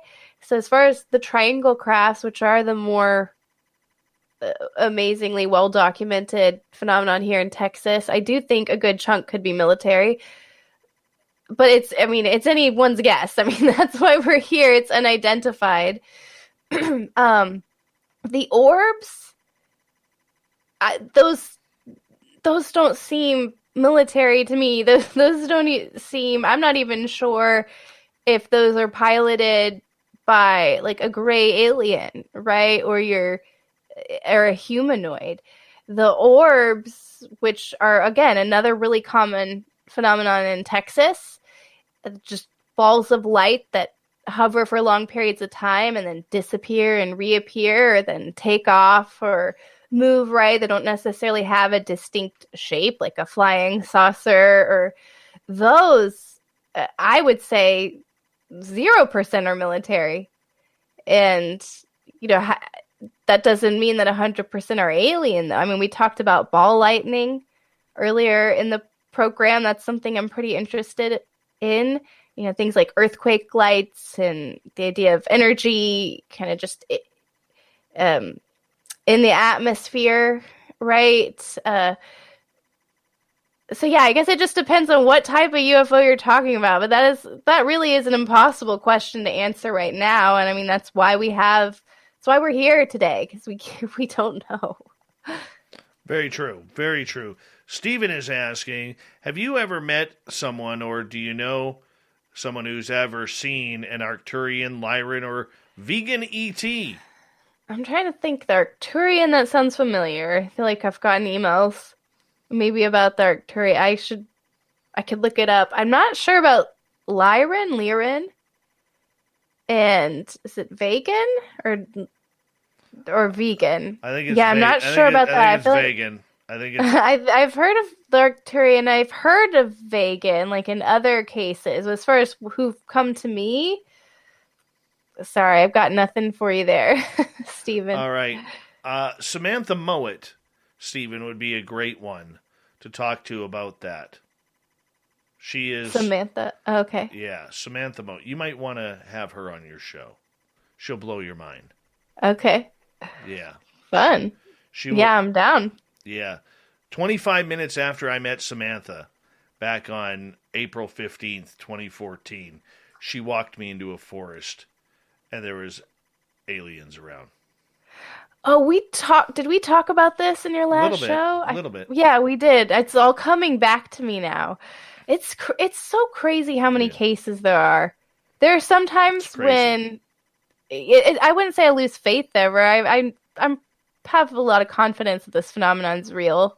It's just like anything in life, right? But sometimes I just take it for granted, and then I stumble upon a new case, like, oh, there was rumored radar evidence for this, or like, and I had never heard of it, and I've been doing this for, over decades, so it's like, man, it's just astonishing. And the cases start to blend together, which I know is probably disappointing.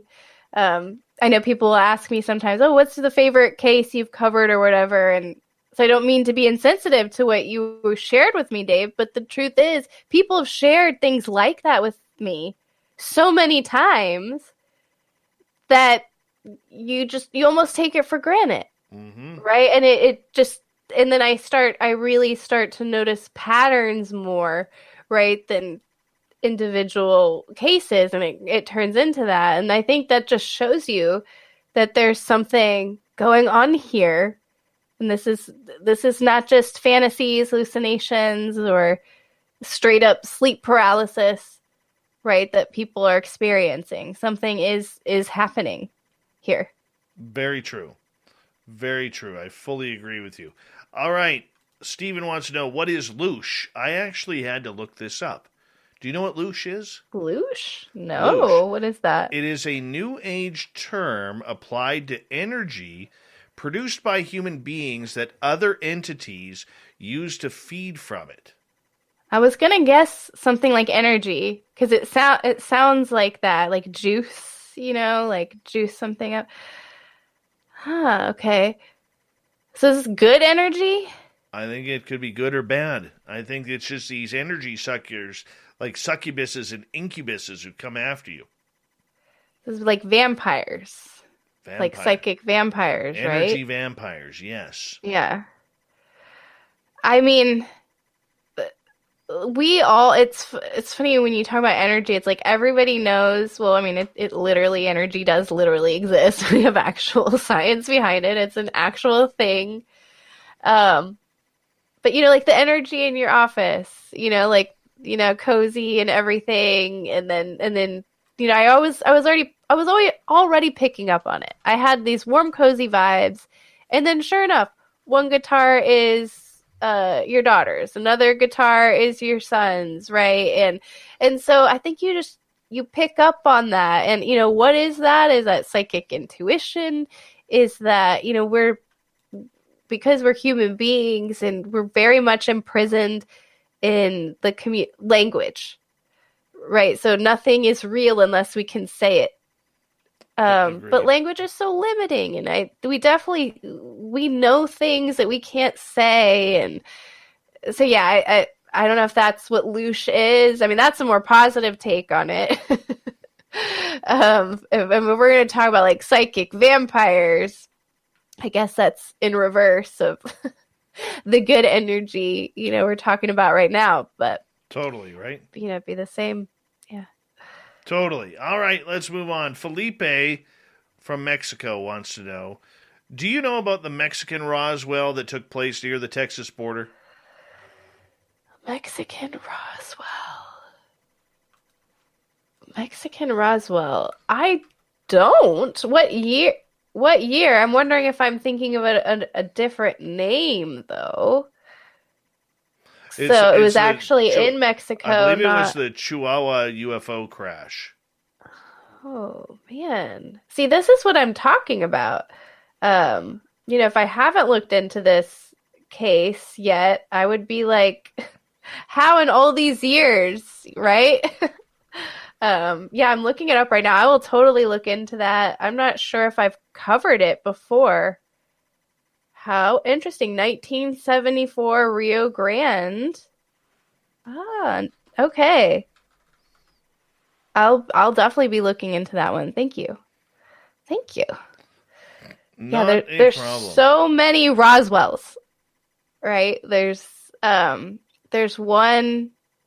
case, and I bring it up all the time in case there's anybody who is from Hungary or can speak Hungarian. Because there were these allegedly leaked files. We don't know. That's what I've been trying to confirm all these years, of the supposed UFO crash and recovery of a live alien who communicated telepathically. And there's multiple documents, and it's all in Hungarian.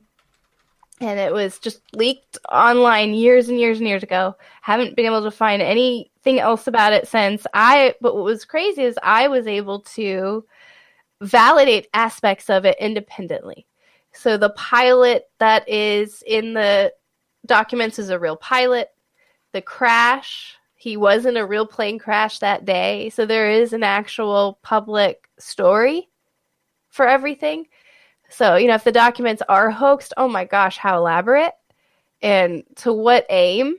Because, as far as I know, I think I'm the only English speaker or writer that has covered this, as some other outlets, covered it as well. And really, I'm just going off of the Mexican Roswell because I call that the Hungarian Roswell. So that I'm still trying to learn about. So if anybody can speak Hungarian or knows Hungary, I've reached out to various people and just not had any luck, but it's going to be hard to get to the bottom of that case outside of Hungary. So I can do my best with Google Translate, but I don't think that cuts it. So if anybody can help with that case, it was 1996, Hungarian Roswell. And this Mexico one that Felipe was referring to is 1970 something. So, we've got 1947 Roswell, maybe a 1970s case, maybe a 1990s case. And there are more rumored crashes than these. There are suspicious meteorite events, let's just say. So there's a long trail, I guess you could say, of space objects crashing or landing on planet Earth. So there might be many more Roswells than we realize. I agree with you. On that. Stephen is asking, when will the staged alien invasion happen? I know it will be followed by a real one. golly, that's the scariest thing, right? I mean, aliens are kind of scary to think about, or are scary to think about. But humans lying about aliens or staging a fake alien invasion, that's super scary, right? I think that's, when we talk about, not trusting the narrative, it's scenarios like that I think keep us up at night, at least. Well, because that is the trick, right? Because something can be real or not real, and or UFOs can be real and visiting, right? But that doesn't mean that the UFOs that are being leaked to us, right, or being shown to us are alien in origin, right? And you don't even have to invoke any conspiracy there, right, or any malicious intent, right? You don't have to even. We should expect a fake alien invasion, and not even with any intention for it to be that way, right? But if we're calling UFOs aliens and calling them a threat, and it turns out that's not the case, I mean, that's just as dangerous, right? So I think it's okay to be wary of that. And I mean, look at this. We're in this day and age of deep fakes, of there's not like any news outlets that anybody trusts, no politicians that anybody trusts. We have really divisive political groups, right, that seem to want to fight more than, actually know the truth about things. So, yeah, I mean, all bets are off here of what could be possible, really. And so it is a little bit of a disconnect or juxtaposition when we have, again, like I said, there's kind of these two factions. There's this faction of just genuine people who just want to find out the truth.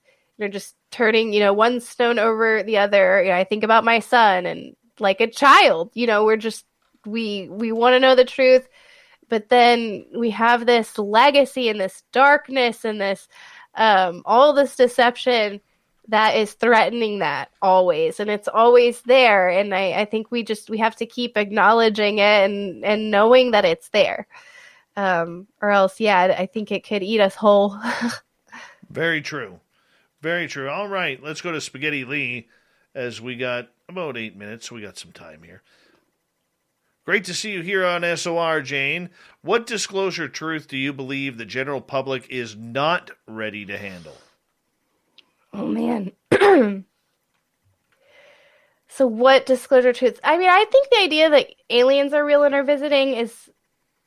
well, here's what I'll say. We think that people are there, and that's not a big deal to them. And I don't think that's necessarily the case. I think, I don't know, is it still the majority of people? I don't know. But a significant number of people, maybe the majority of your friends and family, so probably the majority of people, that's still not in their, that's just not in their notebook. That's not in their, this is how the world works, right? And so that may not seem like a big deal to you, that aliens could be real and could be visiting, but it is a big deal. And I don't know that everybody is totally ready for that yet. One of the reasons, and we talked about this earlier, that I got into this world, well, certainly I wanted to prepare myself and educate myself, but I wanted to prepare family and friends.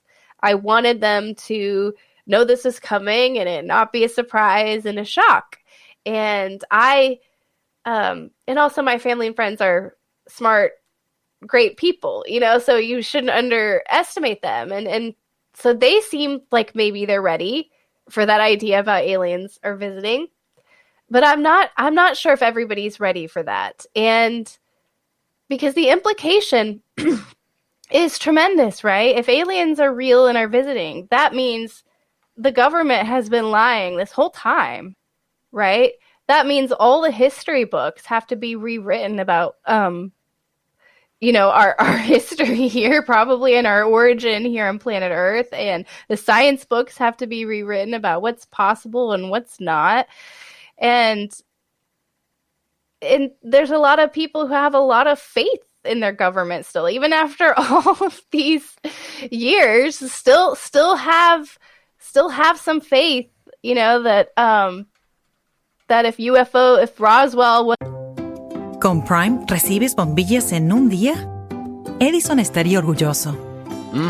Orgullosísimo. Recibe rápido los esenciales diarios. Prime lo cambia todo. On December the 3rd, I tested positive for COVID. I was to the point where I really couldn't even walk. She was admitted to the Tupelo Hospital. That's where she remained for 82 days. That was the first time they told Reggie he could come see me. I nearly lost my wife. I mean, that's real. That ain't no false information. And I don't want to see you lose a loved one. Sponsored by Delta Health Alliance. Go to getyourshotms.org. It was a real UFO crash, they would have been told by now. And so I think that's still a big deal for some people to process, that a whole worldview that could be shaped, could be incorrect and shaped by these government forces. I still think that's a lot for people. But that also gets to the point too, Jane. So we got about 5 minutes left. That also gets to the point of the Pandora's box that we talked about earlier. I mean, there's disclosure, and then there's disclosure. Right. The real disclosure of what happened at Roswell, Kecksburg, Phoenix, Shag Harbor, Marfa, you name the places. Cache Landrum, where there was actual physical sickness, yeah. Absolutely. You look at all of those cases. Will we ever get to know the truth? What about signals? What about the astronauts who've said they saw things while they were walking on the moon? All right? There is a ton of rumors out there, and it goes as stupid as, did Eisenhower meet with aliens back in 54? The point that I'm getting at with the way everything is going right now, and a lot of people will laugh at me when I say this, and I don't really care. But the way I look at it is, when we open that Pandora's box to everything, that's where we need to know, is Bob Lazar real?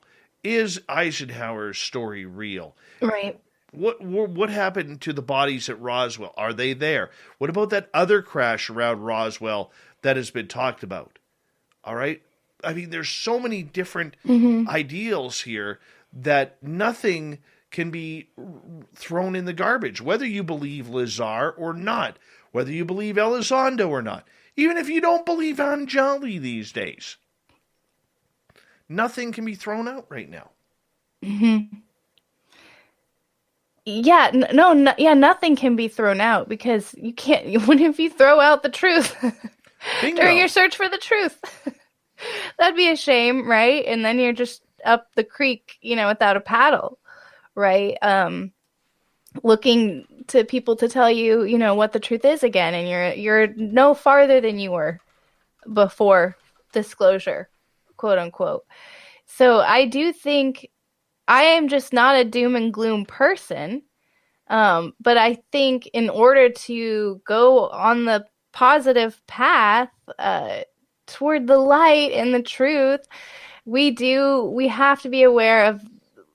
I mean, you have to make a choice. So there's a path you're not going down, right? So it's okay to be aware of these darker elements and then choose not to fight on UFO Twitter. Choose not to be a fanboy or a fangirl for your favorite researcher, including me. You should question me. You should, I don't know what I would do without the haters, if you will. I consider them sometimes the best value to me, right? Because they're debunking UFO sightings, right? They're bringing, new angles to things, right? So I think disclosure can be what you and me want it to be. But I do think we have to be on our toes, and we just can't take anything for granted. And we can't, look, Roswell's not going anywhere. It's not going anywhere. So we just have to keep preparing ourselves for all those difficult discussions and questions.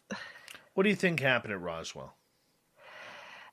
I mean, it's like if I was a betting person, right? And I just had to like go on my gut. I think I don't like it when people use Occam's razor because it's just a philosophy. It has nothing to do with science. But I actually think you could employ Occam's razor here. I think there were, craft that crashed, bodies that were not human that were found and interacted with. I think it sounds like the truth they weren't able to actually cover up the truth because we have loads of witness testimony. It's almost overwhelming. And I mean, we literally saw the cover up in front of our eyes, and we still question it to this day. Now,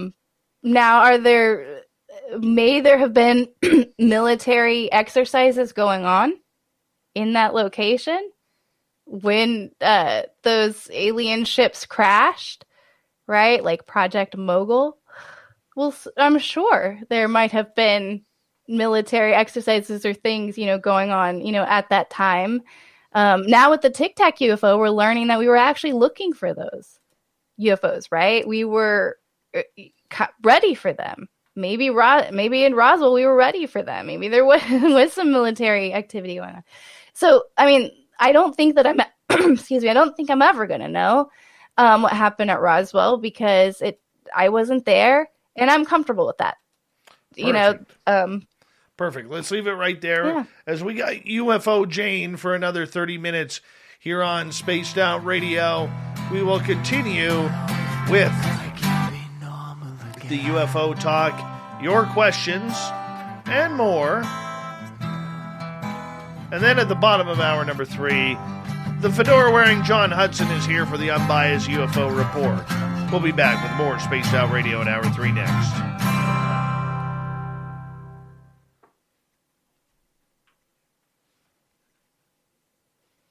Hi, Boogeyman channel on Twitch. Yes, we are live. Yes, we are live. Not a stupid question. Don't forget to hit that subscribe button. I haven't figured out Twitch yet.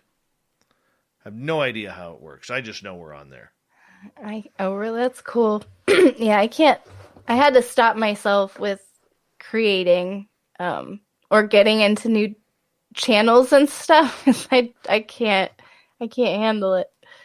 But it sounds like Discord's the one I need to actually That's the one learn. That is totally the one I'm staying away from.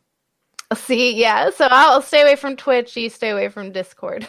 I will tell you this, the reason why is because I literally used to have it on my phone, and the damn thing would never, ever log off. Ever. Like, I would turn my phone off, and it would be, like, still playing in the background.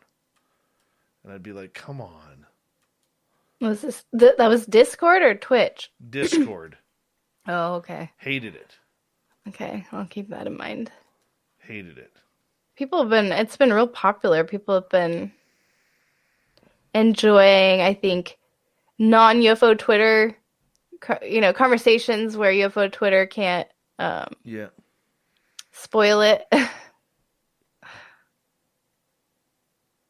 No, our next one will be us going over to TikTok. I have a TikTok, but I think I've only, what did I post? I think I have just a video of my dog on there. We haven't posted a single video yet. Let's see.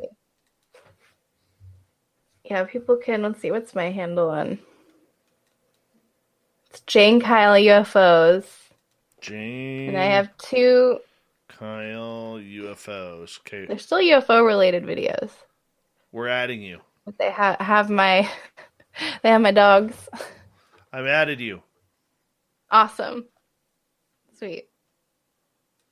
Uh-huh. Well, there's a lot of UFO sightings that end up on TikTok.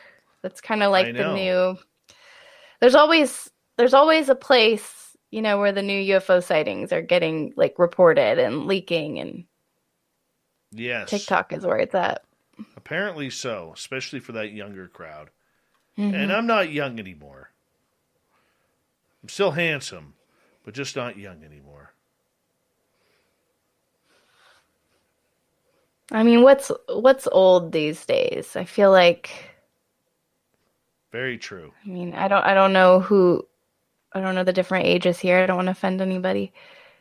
But I just know that my concept of what was old is changing as I'm getting older. I don't know. But I do know that I'm not ready for TikTok yet. And yet, we're going to go down that road. Maybe I still got it then, since I have a few TikTok videos.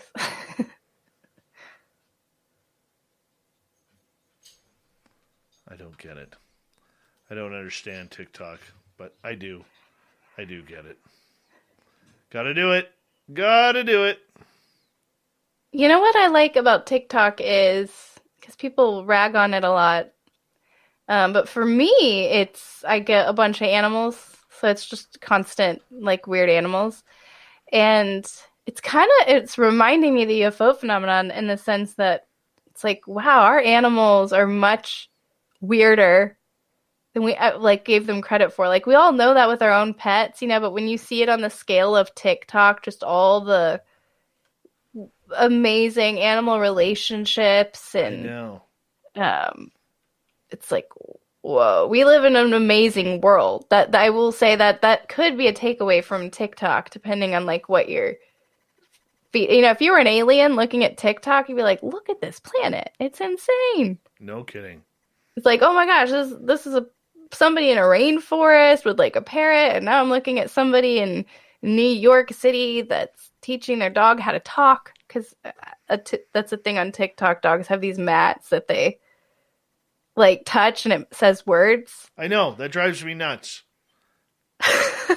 So ridiculous. But I mean, imagine it being an alien and looking through TikTok. You'd probably be pretty impressed with people. We rag on ourselves so much, we're not that bad. We got about a minute to go here.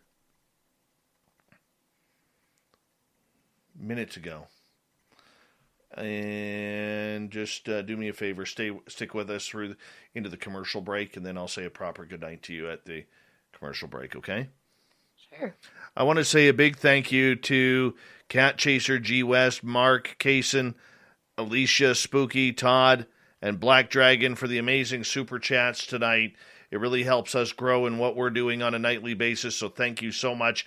Another way to support this show is hit that thumbs up or thumbs down and the subscribe button with the bell. We are here 7 days a week for your listening entertainment. Thank you to all the veterans out there tuning us in. We absolutely love you. You always have a safe home here on Spaced Out Radio and in our chat room. And all the regulars out there, even those that look like Michael Huntington, we appreciate you coming on in and joining us on a nightly basis. So thank you very much. Here we go with the third hour, everyone.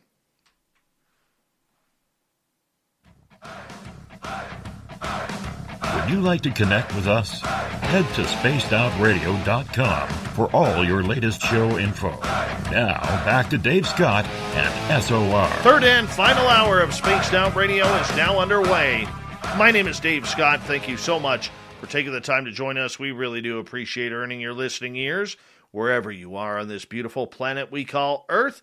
Want to say hello to everyone listening in on our terrestrial affiliates around North America and digitally on TalkStream Live, Revolution Radio, and KPNL. All of our archives are free. Just go to youtube.com/Spaced Out Radio.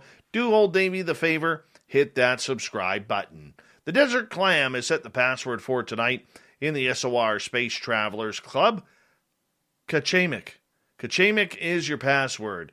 Use it wisely, Space Travelers, as the Clam sets the password each and every night right here on Spaced Out Radio. Our website, spacedoutradio.com. We have a plethora of features for you. Rock out to Bumblefoot. Read up on Shirky Poo's News Wire. Follow us on Twitter at Spaced Out Radio. Instagram, Spaced Out Radio Show. and on TikTok, our brand new at Spaced Out Radio. For the final time tonight, we introduce UFO Jane. Yes, Jane Kyle is the host of the Weird UFO Show, along with a new member of the Unidentified Celebrity Review. She's been investigating UFOs for, well over a decade now, and she's still having fun doing it. We got her until the bottom of the hour. Jane, welcome back. Hey. Got some audience questions for you. Yeah, let's do it. Sovereign wants to know, are you aware that there are a lot of alien hybrids or full-blown aliens posing as humans in Texas? Well, I am aware because there are a lot of people claiming to be hybrids, and I mean, it sounds like I'm being tongue-in-cheek about this, but I actually think that this could be part of disclosure, where we see people increasingly saying, I think I have alien DNA, or, using 23andMe and Ancestry.com or whatever to make a case that they're from the stars, right? When Avatar came out, there were a group of people that felt like it was like their home planet, and they wanted to go back, and that movie made them sad. So that was a whole thing online, and people believing that the blue avians are an actual alien species that Avatar was kind of inspired by. So yeah, actually, seriously, I do think that there are people who believe that they're alien hybrids. Texas is a really big state. They're definitely here. And I think we'll hear more from folks like that over the coming years. I think so too. It's amazing. I always wonder, walking around, who's an alien and who's not. I was in a shopping mall yesterday, and I swear half of them were aliens. That's for sure. But that was just weird. I mean, how do you know I'm not? I mean, how do you know? Are you?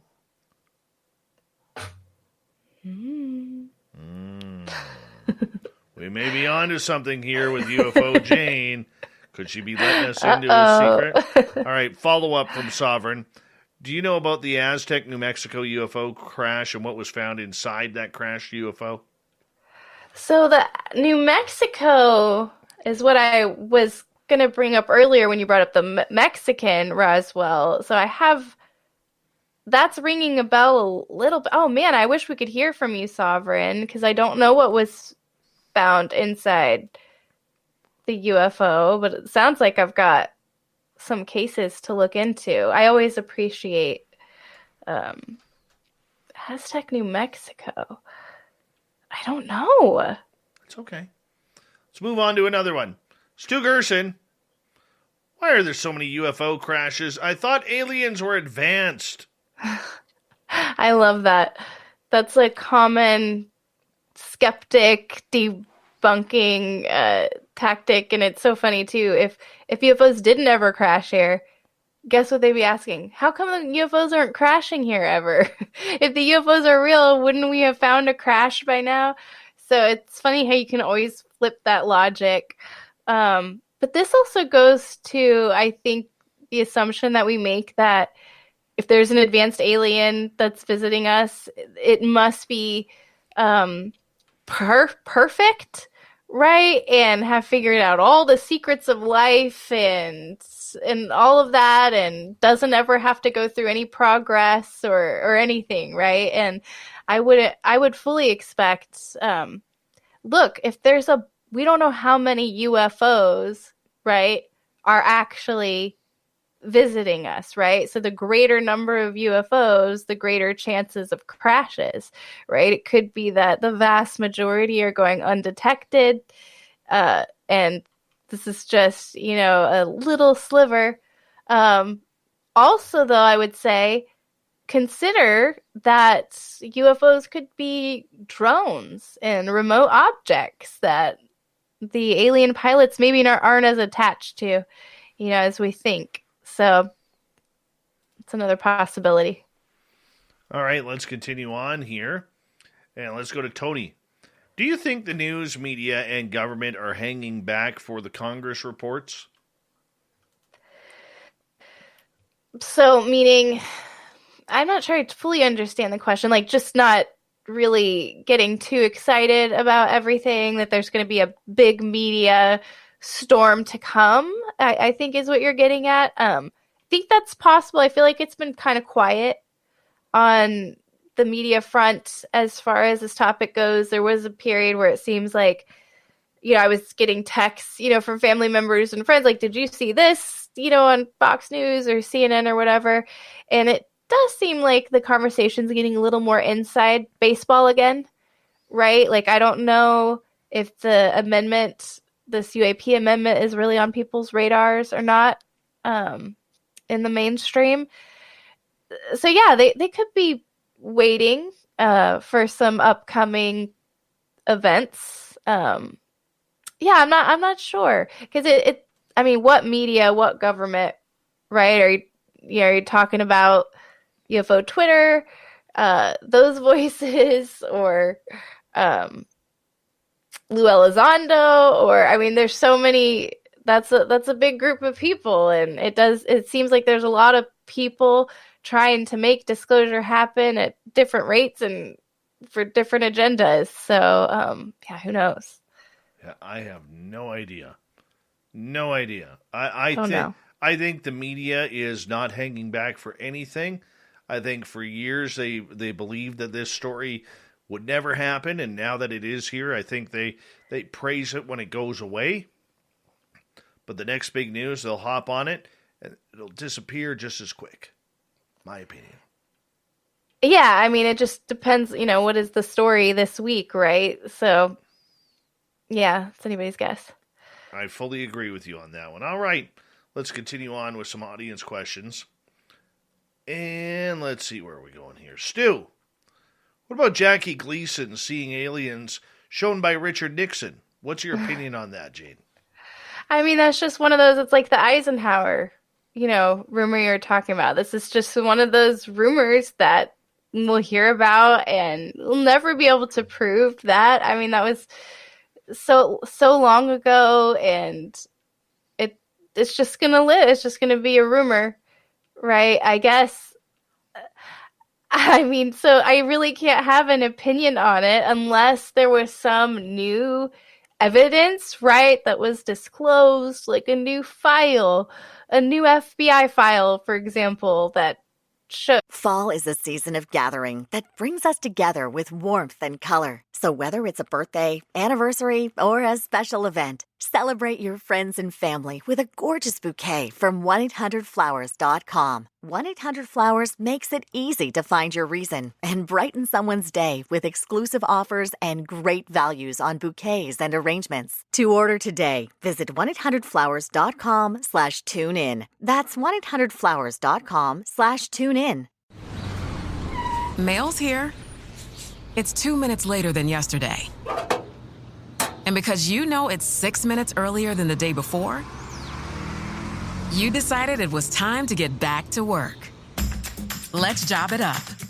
At CareerBuilder, we're ready to help at every stage of your search. Build a resume, get industry tips and advice, and apply to multiple jobs in just one click. Get started now at CareerBuilder.com. Was about Jackie Gleason and his interested in, bring me something new, and then I can start to form an opinion about it. But other than that, these are really just, they become stories, fun stories, because I just can't prove them in 2021. And it's not inconceivable to me that there could have been alien contact and visitations with different people a long time ago. But I mean, where's the proof? How how can I have an opinion about it? It's so hard.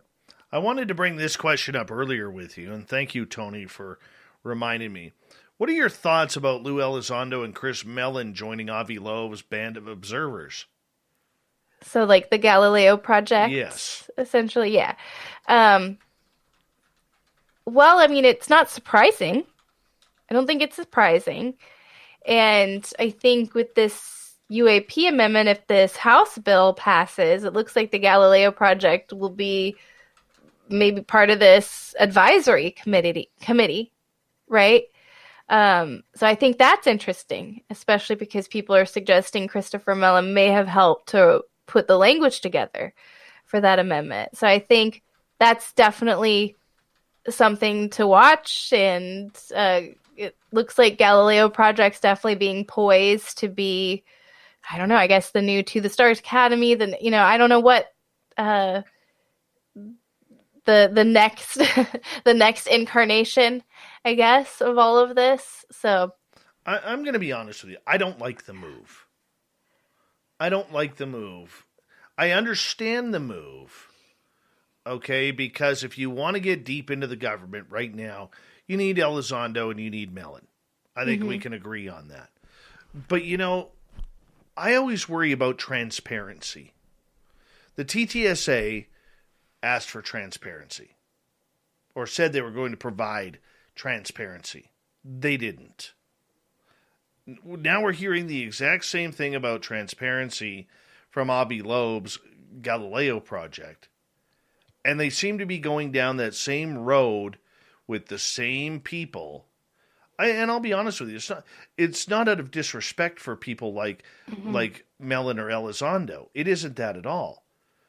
But I want scientists. I don't want Seth Stoshak on there from SETI Research, where after 30 years of searching, he's found nothing and has been nothing but a thorn in ufology's side by not believing anything about this phenomena. I want real people in there with an open mind, not people tied to government NDAs, not people tied to Washington bureaucracy or alphabet agency bureaucracy or even NASA bureaucracy. I'm tired of it. And I really had a real, flutter in my stomach when Avi Loeb was putting this together, because I thought, we're finally going to get somewhere. And now, I don't see it. It's the same people all over again, just a different name. Much like we saw with Robert Bigelow's team over the years. It was always Hal Puthoff, Jim Semivan, John Alexander, and the rest of the gentlemen, okay? I mean, but what name was it? Bass, Nids, anything else? That's what I'm getting about. I don't like it. Yeah, I mean, what really are we having? I mean, the cynical viewpoint, and I'm not saying I subscribe to this, but the cynical viewpoint is, okay, so we had these, UFO investigative groups that were kind of on the DL. The public obviously is going to find out about them. UFOs are real. Public's going to find out about them. So let's do a name change. Let's bring this in-house. Right? That would be the cynical viewpoint. Right? And that would be disclosure on the government's terms. Right? And not necessarily what the disclosure the public is looking for. So, and I hope that people can ask those questions. I hope people are allowed to be cynical, because it was not being cynical enough that got us into this in the first place. It was falling for all the deception that got us here in the beginning, is why we're here, right? Because of all the deception. And so, yeah, I mean, it's just tricky. And again, it's so hard because it's not personal against any specific person, I'm pretty sure the Galileo Project emailed me and was like, do you want to join the Galileo Project? I would be like, sure.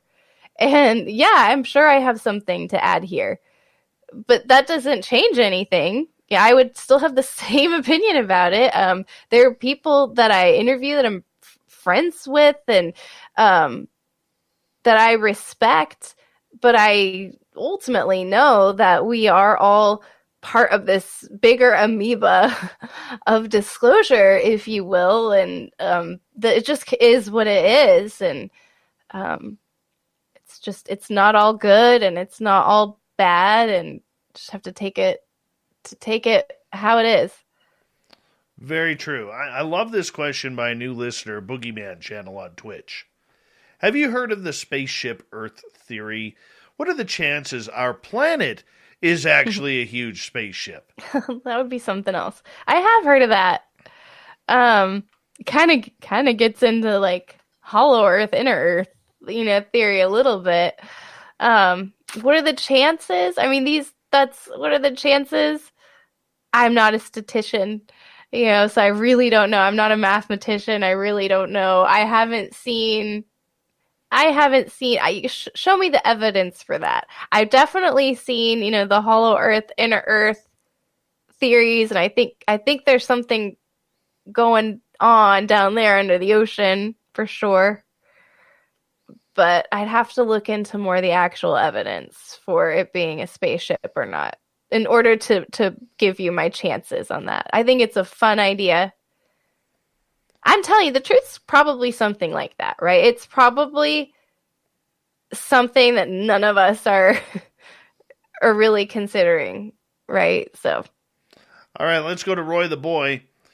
Do you think the reason why information is leaking out now, something's going to be happening that's completely out of government control? So So one of the people ask, why now? Why is this happening now? I think on one hand, it's an opportunity we have now to just get all this out, because a lot of people who've been protecting or keeping the secret are no longer with us today, right? So that's why now, right? We have a new age. But also, if UFOs are real, like we've been supposing this whole interview, and you're talking about astronauts seeing things in space. So what's happening? So we are just speeding up into future worlds right now. We have Elon Musk, Bigelow. We have all these, we have commercial and private space flight, is going to be a thing. And well, let's keep presuming that aliens are real. So that means that maybe there's going to be some mass sighting. Maybe people are going to start seeing things in space. I want to find out. I want to ask William Shatner if he saw anything weird in space, right? So is it that there's going to be this private space flight? People are going to see things. Is there going to be a mass event or even a foreign government again disclosing something? And so we need to make sure that we have all the information down and the story written and the case for this ready to go, so that we all kind of fall lockstep with that. I definitely think that's possible. I think that's one of the why now, the urgency is that there could be a concern that there's something that's going to happen that's well beyond, any Congress member, and the public better be educated now before. Very true. Very true. I honestly believe, and I remember asking some people in the know about this, that it was one of two things, because this leads to the question that I've been asking for about 8 months now is, why now? There's no need for any of this the last 4 years. No need at all. Out of sheer curiosity for us, of course, because we have vested interest in this. But for the government to be talking about this, it makes no sense. Unless, A, Dr. Stephen Greer is right, and there is a false flag alien invasion coming. Or, what I think is more likely, B, contact has been made and a date has been set. Whether that's in 5 years, whether that's in 25 years, or 40 years. You still need time to start preparing the public. Mm-hmm. And if you have time, you do it slowly. You trickle it out. You get it in front of the mainstream media. You control the narrative to make sure that anybody going against that narrative looks like a lunatic rather than the whole trust your government thing. Mm-hmm. And I really believe, and I could be 100% wrong here, Jane and audience, but I really believe a date was set. And that's why this started. Because I believe that a date was set too. And look, some of the people who are newer to this topic, if you're around early on, there were rumors and files and different things and a lot of conversations. And 2020 was a date that was rumored for like a UN disclosure. And this was back in the beginning, that I was looking into this. So this was, this would have been before 2012, right? Right. That was out there, right? I know I come from a corporate background. I've worked for some really big companies, and those big companies plan 3, 5, 10, really big companies 20 years out. And these are secret plans. These are plans you don't share with your competitors. You don't share with your customers. You don't even necessarily share with shareholders, right? These are strategic plans to, whatever that company objective is, right? And I know that something as important as UFOs and aliens, something that is high national security, high stakes as that, is going to have the most strategic, smartest people tasked with how to deal with that. So whether or not, any of those plans, went to fruition, I can't imagine that in 1947 Roswell, around that time period, if there weren't some plans there weren't some decisions, some strategies, some plans put in place, and if those didn't continue to evolve, as interactions and sightings evolved, and curiously enough, in this amendment to the House bill that everybody's buzzing about, I have a YouTube video on my channel where I break it down and to more in depth. But something I noticed is that in that amendment, they referred to the intelligence community 3 times. So basically, let's find out about UFOs from the intelligence community.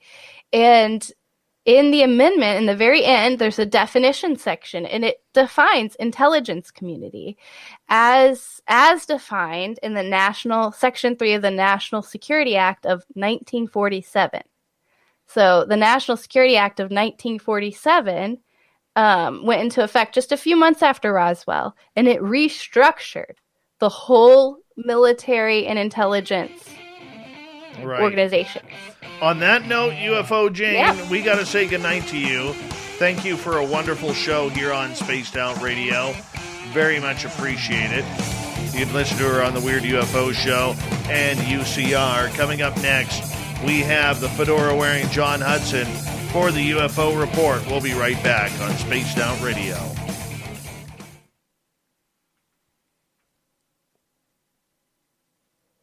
You are wonderful. Wonderful. Well, thanks for bearing with me.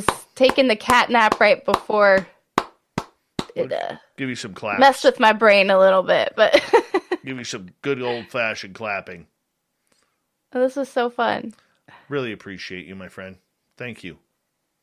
Thank you. I feel like I can get a little more risque. A little more risque. This is a good vibes here. So anytime you want to come on, let me know.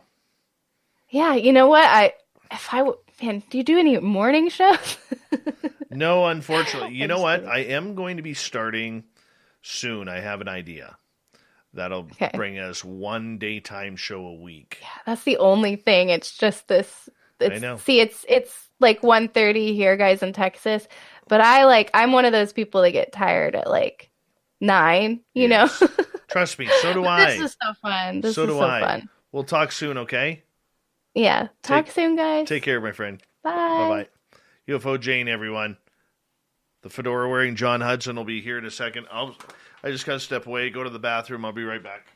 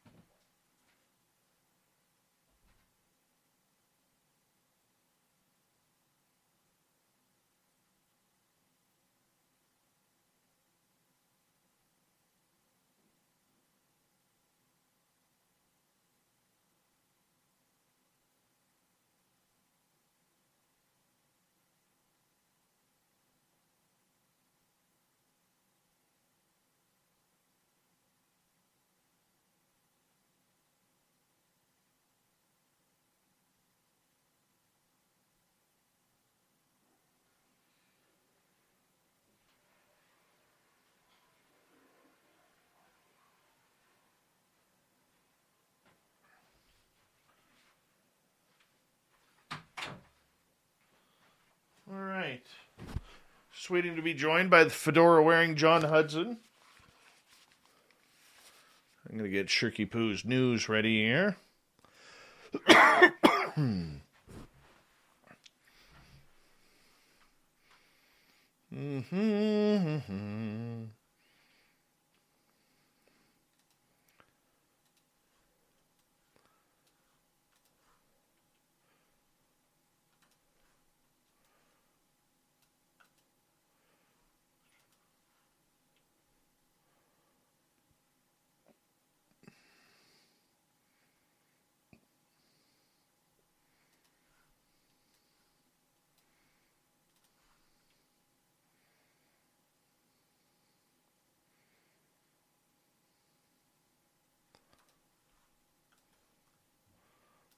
Go.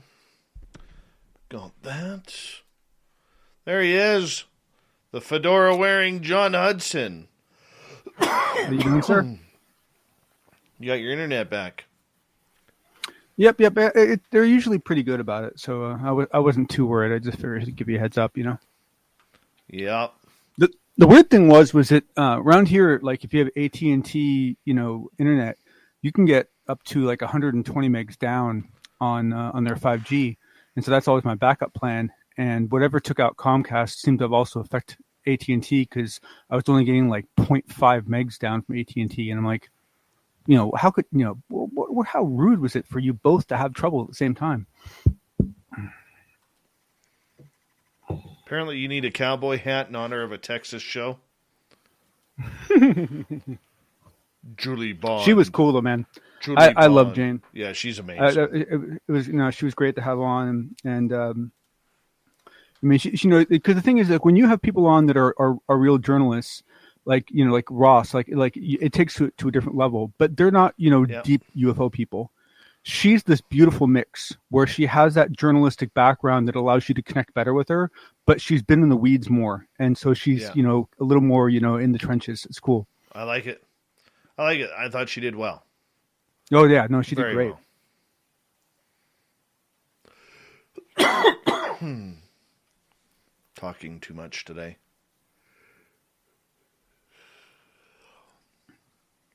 Well, it's a good thing you don't have a radio job, Trust me. Mm-hmm. All right, we got 20 seconds. Thank you to Anya, Kat, G. West, Mark, Kaysen, Alicia, Spooky, Todd, and Black Dragon for the amazing super chats tonight.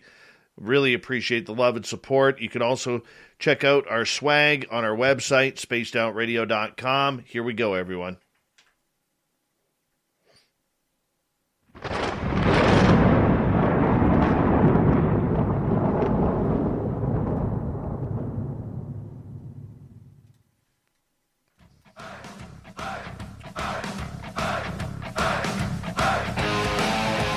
We rounded third. We're heading for home tonight on Spaced Out Radio. My name is Dave Scott. Thank you so much for taking the time to join us. We really do appreciate it. Want to remind you that if you have missed most of this show or others, check out our free archives by going to youtube.com/Spaced Out Radio. Do me the favor, hit that subscribe button. Our website, spacedoutradio.com. We have a plethora of features for you, including rocking out to Bumblefoot, reading up on Shirky Poo's Newswire. Check out our swag as well. Follow us on Twitter at Spaced Out Radio and on Instagram, Spaced Out Radio Show. Let's go to the unidentified, the unparalleled, the unbiased UFO report. Here's John Hudson.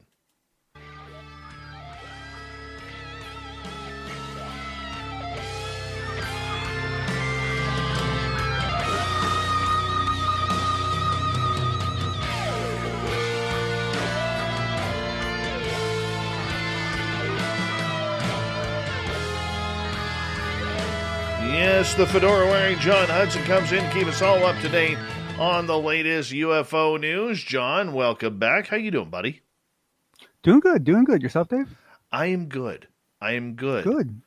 Yeah. Good. Well, thank you, everyone, for sticking around. We do appreciate it, especially when you got, History shows America rises to every challenge it faces. Every challenge makes us stronger. We're Americans. We find a way. At Kaufman Funeral Home, we give thanks to God for living in the greatest nation on earth. Take comfort in knowing when you need us, we'll be here for you. We'll put your family's needs first. Kaufman Funeral Home and Crematory, Frontier Drive in Stanton. Online at kaufmanfuneralhome.net. Kaufman Funeral Home, serving you with compassion and care.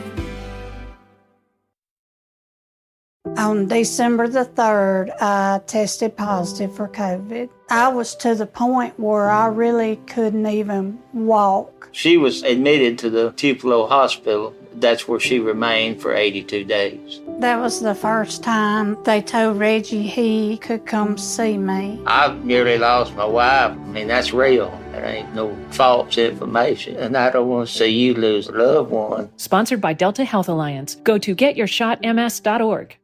Had a great conversation with Jane. I love her. She's doing great work. So it's nice to have her back on, considering the problems we had last time. So I'm glad you did it so fast. Yeah, it worked out great, and she's a fantastic person and a fantastic interview. Very pro, and I love the fact how she keeps her mind open. She's right in the thick of things, and she's able to keep her mind balanced, and I think that's fantastic. Absolutely fantastic. Yeah. Well, it's one of the hardest things in this field is you find some piece of information that you wanted to find, and then it's really hard not to just go, boom, this is it. You know, you got to take a step back and go, well, this still could be wrong, you know? All right, let's get right to it, my friend. The Washington Examiner had some coverage on SA 4281, and the Transmedium in that committee's name reflects witness reports and military data. What do you got on this? So the thing I'm loving is that because when I first reported on this amendment, she had not made any public statements about it, and pretty much no one was covering it. Coverage was very, very, very, very small. Since then, a bunch of new coverage has shown up, and so basically, what's fun now is that you can contrast them. And this is a really important skill to have, because what it does is it allows you to see what is important to different subgroups of people and how deep into these articles some of these reporters get. And so you take the Washington Examiner, for example, and as Dave said, they really focused on the transmedium stuff, right? Which I think is great. I think it's an important factor because of the fact that, for so many people have gotten frustrated, just like some people have gotten frustrated about the lack of coverage of stuff before, say, 2004. Other people have been very frustrated by the fact that it's this huge focus on the skies and not a focus on anything beneath the water, right? So it shows that at least someone there is paying attention. And so, I'll provide a link to the article. It's not long. I recommend everyone read it, but you can kind of get a perspective of, what the Washington Examiner thinks that their customer base is going to catch on to in that bill, because it's actually fairly lengthy, the amendment itself. Okay, so for people who may not understand what the amendment is, let's give a rehash of what it is. Yes. Okay. Sorry. Quite right. So basically, over the last, I would say 3 months, Dave, 2 months maybe, there have been several different proposals made, both in the House and the Senate, to rework the UAPTF. And initially, the Senate proposal was basically to keep it the same. The House came out with a much stronger amendment, trying to eliminate the task force, turn it into a real office, and flush it out in a nice, build-out way. But for those of you that aren't American and aren't aware of this, the House and the Senate must agree on language, so that it has to be merged. Now we've had the next step in it, which is someone from the Senate side, Senator Joe Gillibrand, has basically come out, taken the House amendment, and added even more to it, including language that appears to be coming from something that our own Science Bob wrote, including language that is rumored to have come from Christopher Mellon. So, and it's well done. I know these things are hard to read, but I really recommend you guys read this one. It's a very interesting thing to read, and it's very well thought out. All right. Now, Fox News did something on this as well. Yeah, and so once again, it's fun to just see what people are focusing on, and Fox News seemed to be more interested in the fact that it was all going to be gathered into a single repository. Most people, in my opinion, would not be inclined to focus on that. Right, the fact that they are focused on that means that they're that they're paying attention, right? I mean, it's a good thing. And then, and I was really glad that UFO Jane brought this up, because in one of these two articles, and I'm sorry I didn't make a note of which one, they also specifically call it the language as to where members should be selected from to be put into the different committees that are going to be laid out if this amendment gets passed. And in that amendment, they specifically say people must be picked from NASA, and then it says people must be picked from the Galileo Project. And so the Galileo Project is actually in the amendment as one of the groups that needs to have representation within this office, which is very, very interesting. Very interesting as well. Okay, let's move on here, because you have some more information about a gentleman named John Ramirez. Now, before we get into this, remind people who John Ramirez is. Yeah, so John Ramirez, he just kind of came out into the scene quite recently. He is a retired CIA. He retired in 2009. He held several very significant roles, including some of the senior science offices and so forth. And essentially, to my knowledge, where he first kind of started showing his teeth a little bit was basically in this small Discord channel that I'm on, which is only about 12 of us, and this was several months ago. Then recently, he basically created a presentation that he wrote that he submitted to CIA with the intention of getting it redacted. He's trying to push them to the point of redacting it, and they haven't yet, which is very interesting.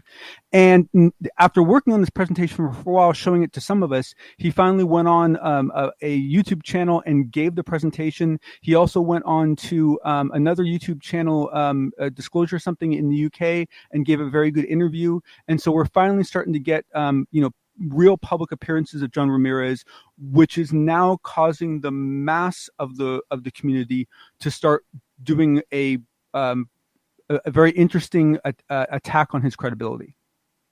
And this is one of the things that I wanted to address, because what I'll show you in the notes is that aside from the fact that we've all heard anecdotal reasons to believe who he is, right? Someone on Reddit claiming to be a DoD high-ranking official claims to have validated his credentials. Science Bob seems to know something about him. I don't know exactly how familiar he is with him, but he basically said this guy was a hero. So he at least was aware of something he did. Jim Semivan appears to have had some contact with him, but none of that in writing. John Ramirez himself has provided some documentation. So one of the things he provided was a Central Intelligence citation. And so I'll include it in the notes. It's a nice citation, basically saying that, John F. Ramirez was awarded this for his career. It's a career intelligence medal, right? And he puts this out, and immediately people start saying, "Oh, that's a fake document," right? Welcome to UFO Twitter. Yeah. So then he goes on and provides the emails, because it turns out that when you're former CIA and you submit a presentation to the CIA for qualification, they give you a serial number for each slide. And so then you can go back and resubmit a slide saying, "I've changed this slide in this way." You can even propose future changes to let them give them a heads up. It's all very organized. And so he provided two of the emails. Obviously, some of the names are redacted and so forth, showing, that his submission was received, for, a certain slide number, and a following email showing that his submission was approved. And so these are two good email documents that show this. But once again, and I'll be honest, I could recreate these, right? I could recreate the citation, right? These would not be, and this is the problem, is these were not hard to fake, right? But how do we handle this, right? I mean, like some people said, well, look, we have 2 or 3 anecdotal sources, right, that are not related, right? Does the fact that there's 3 of them give an anecdotal data point a higher level of credibility? Some people say yes, some people say no. These documents, for some people, are very reassuring. There are other people that just think they're completely worthless. But then the challenge is how do you actually confirm someone's identity, right? I mean, unless you know some way to actually reach into the CIA and ask them to confirm an employee, I know there is something like this for other agencies where you can call an 800 number, give someone some information, and they will validate that someone actually is, within an organization. I don't know if the CIA has this or not, but we're getting into this challenging point where we've had, like UFO Jane brought this up well, we've had so many jokers in the past.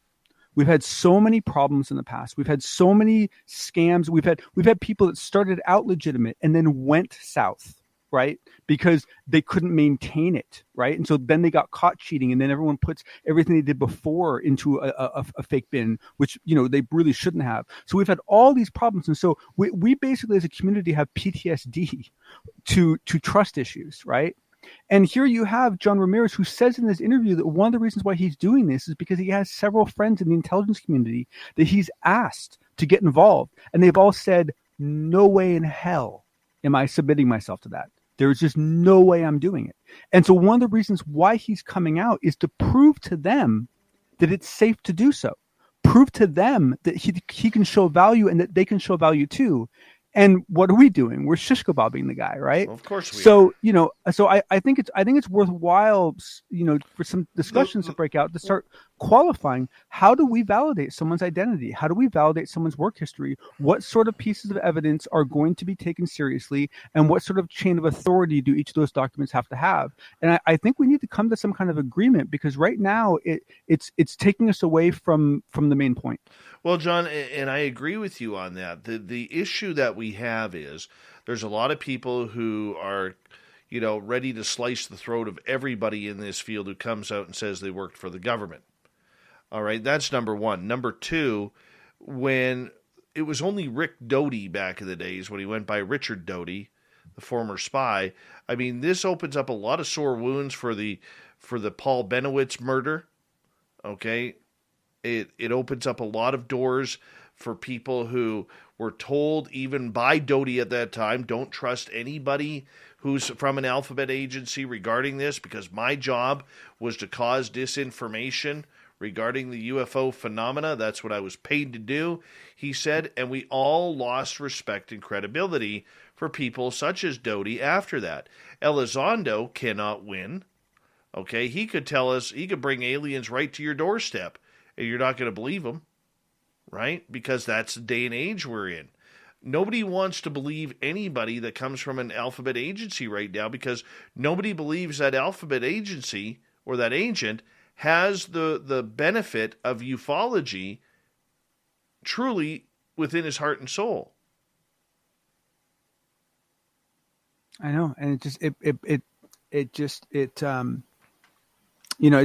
me, it's a very interesting conundrum, because, if I'd gotten into this field 15 years ago, I would probably be in the same condition.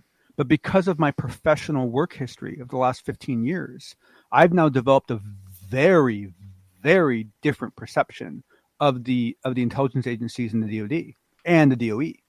I've worked with them. I know a lot of people in them, and I have a tremendous amount of respect for them. And so now I find myself more on a more of a balance beam, in that essentially, there's some that I don't trust based on my own judgment, and there's some that I do. And I think you're right. I think a lot of people have this trigger reaction to it. But this is why, if we're ever going to come out with any standards, which eventually we're going to have to do, I think something that would be a really good thing as a first stab at it is to start qualifying, how do we validate people? How do we actually, and what level do we validate them? Because you have someone like Anjali, right, who we have validated her employment, right? We have. My opinion, enough people have done it. I have not done it myself, but enough people I trust have done it. I really believe that at least most of what she said about her employment is real. But does that mean what she says is legitimate? We'll never know. It's so challenging. All right, quickly here, as we only got about a minute. Yeah. Wednesday, November 10th. What's happening? So this is the panel. I'll provide a link in the notes. You got to register for it. It's open to the public. You can watch it live online. And this is the panel that was originally started as a discussion about the UFO phenomenon, what's going on, and how it interacts with religion. And it originally just started with Avi Loeb and I can't remember the poor guy's name. He's done other stuff with the community before. I can't remember his name. I'm not going to debug Detroit's last name. Another individual I'll include in my notes. And since then have added the director of NASA, Dave's favorite guy. And then most recently they added the freaking DNI, right? I mean, the director of national intelligence is going to be on this religious UFO interaction panel live on the 10th. Please watch it. I think it's going to be very interesting. Absolutely. My friend, always a good time to have you here. Really do appreciate Thank you, sir. We'll talk to you Thank very you, sir. soon. Yep. Here we go with the news. Shirky Poo's news is coming at you.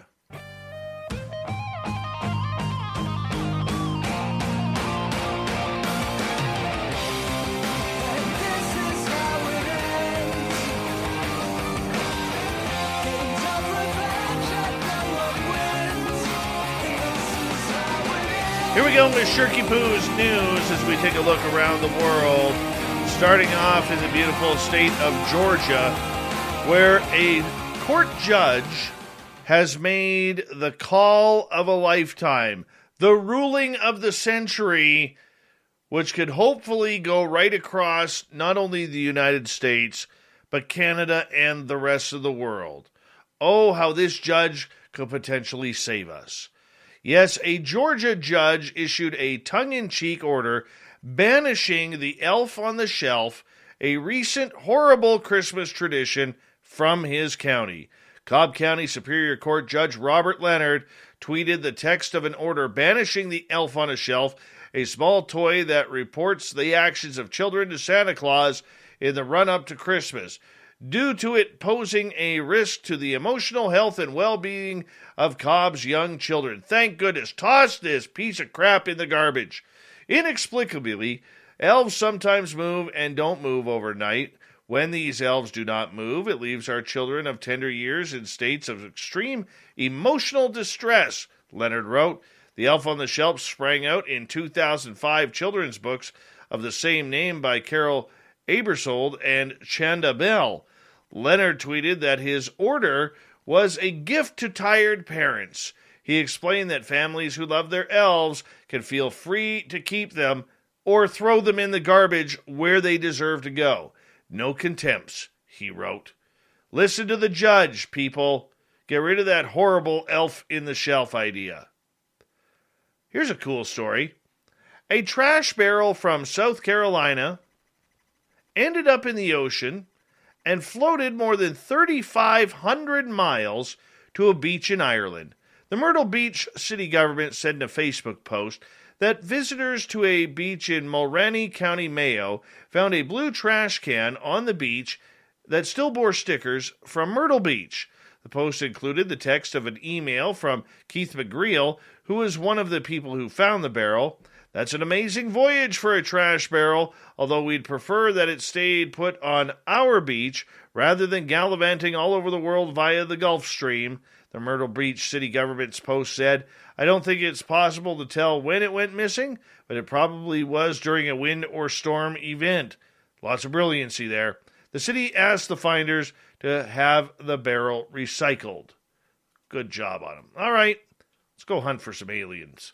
Thousands of alien worlds are known to orbit the stars beyond our solar system, and many more worlds, possibly harboring life, lie in waiting to be discovered.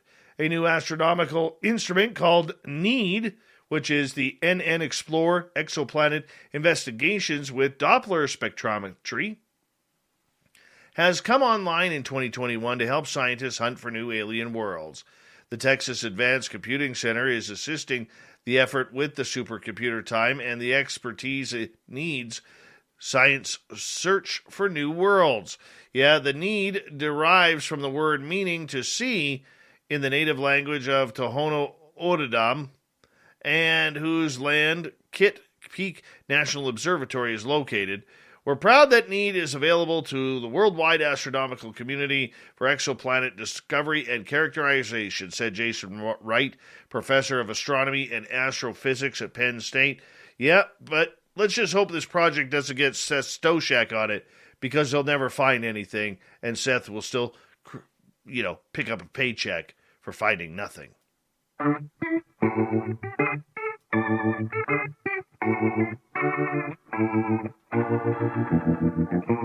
Here we go with the thought of the day. It's as follows. What are your thoughts on today's ufology?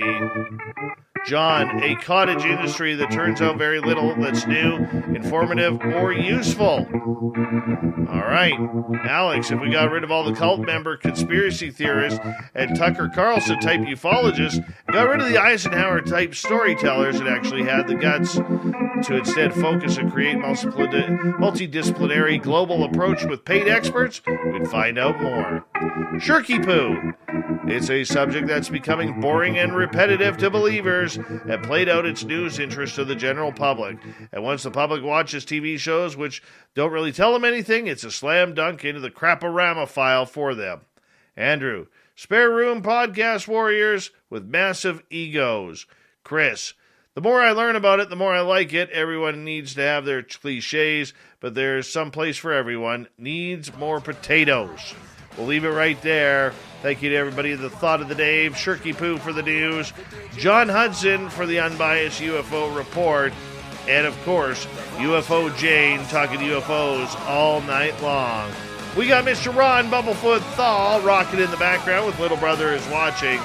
Bumblefoot is the official music of Spaced Out Radio, rocking us in and out of every single show. Get your horns up for the guitar god himself. Special thanks to everybody listening in at home, at work, in your cars, wherever you may be. Thank you to everyone in our chat rooms tonight on YouTube, Twitch, LGAB, Revolution Radio, Spreaker, Facebook, and on Twitter at hashtag Spaced Out Radio.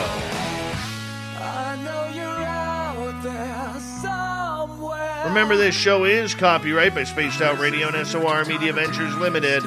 Thank you so much for choosing to share your evening with us, because together, my friends, say it with me, we own the night.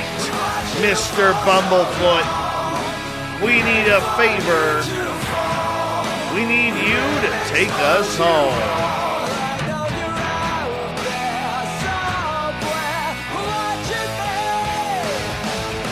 Yes, the Woo Train has docked for the night, but soon, my friends, we shall ride again. Your seats are always available. Your tickets never expire. And if you want to bring a friend, we've got room for them too. Good night.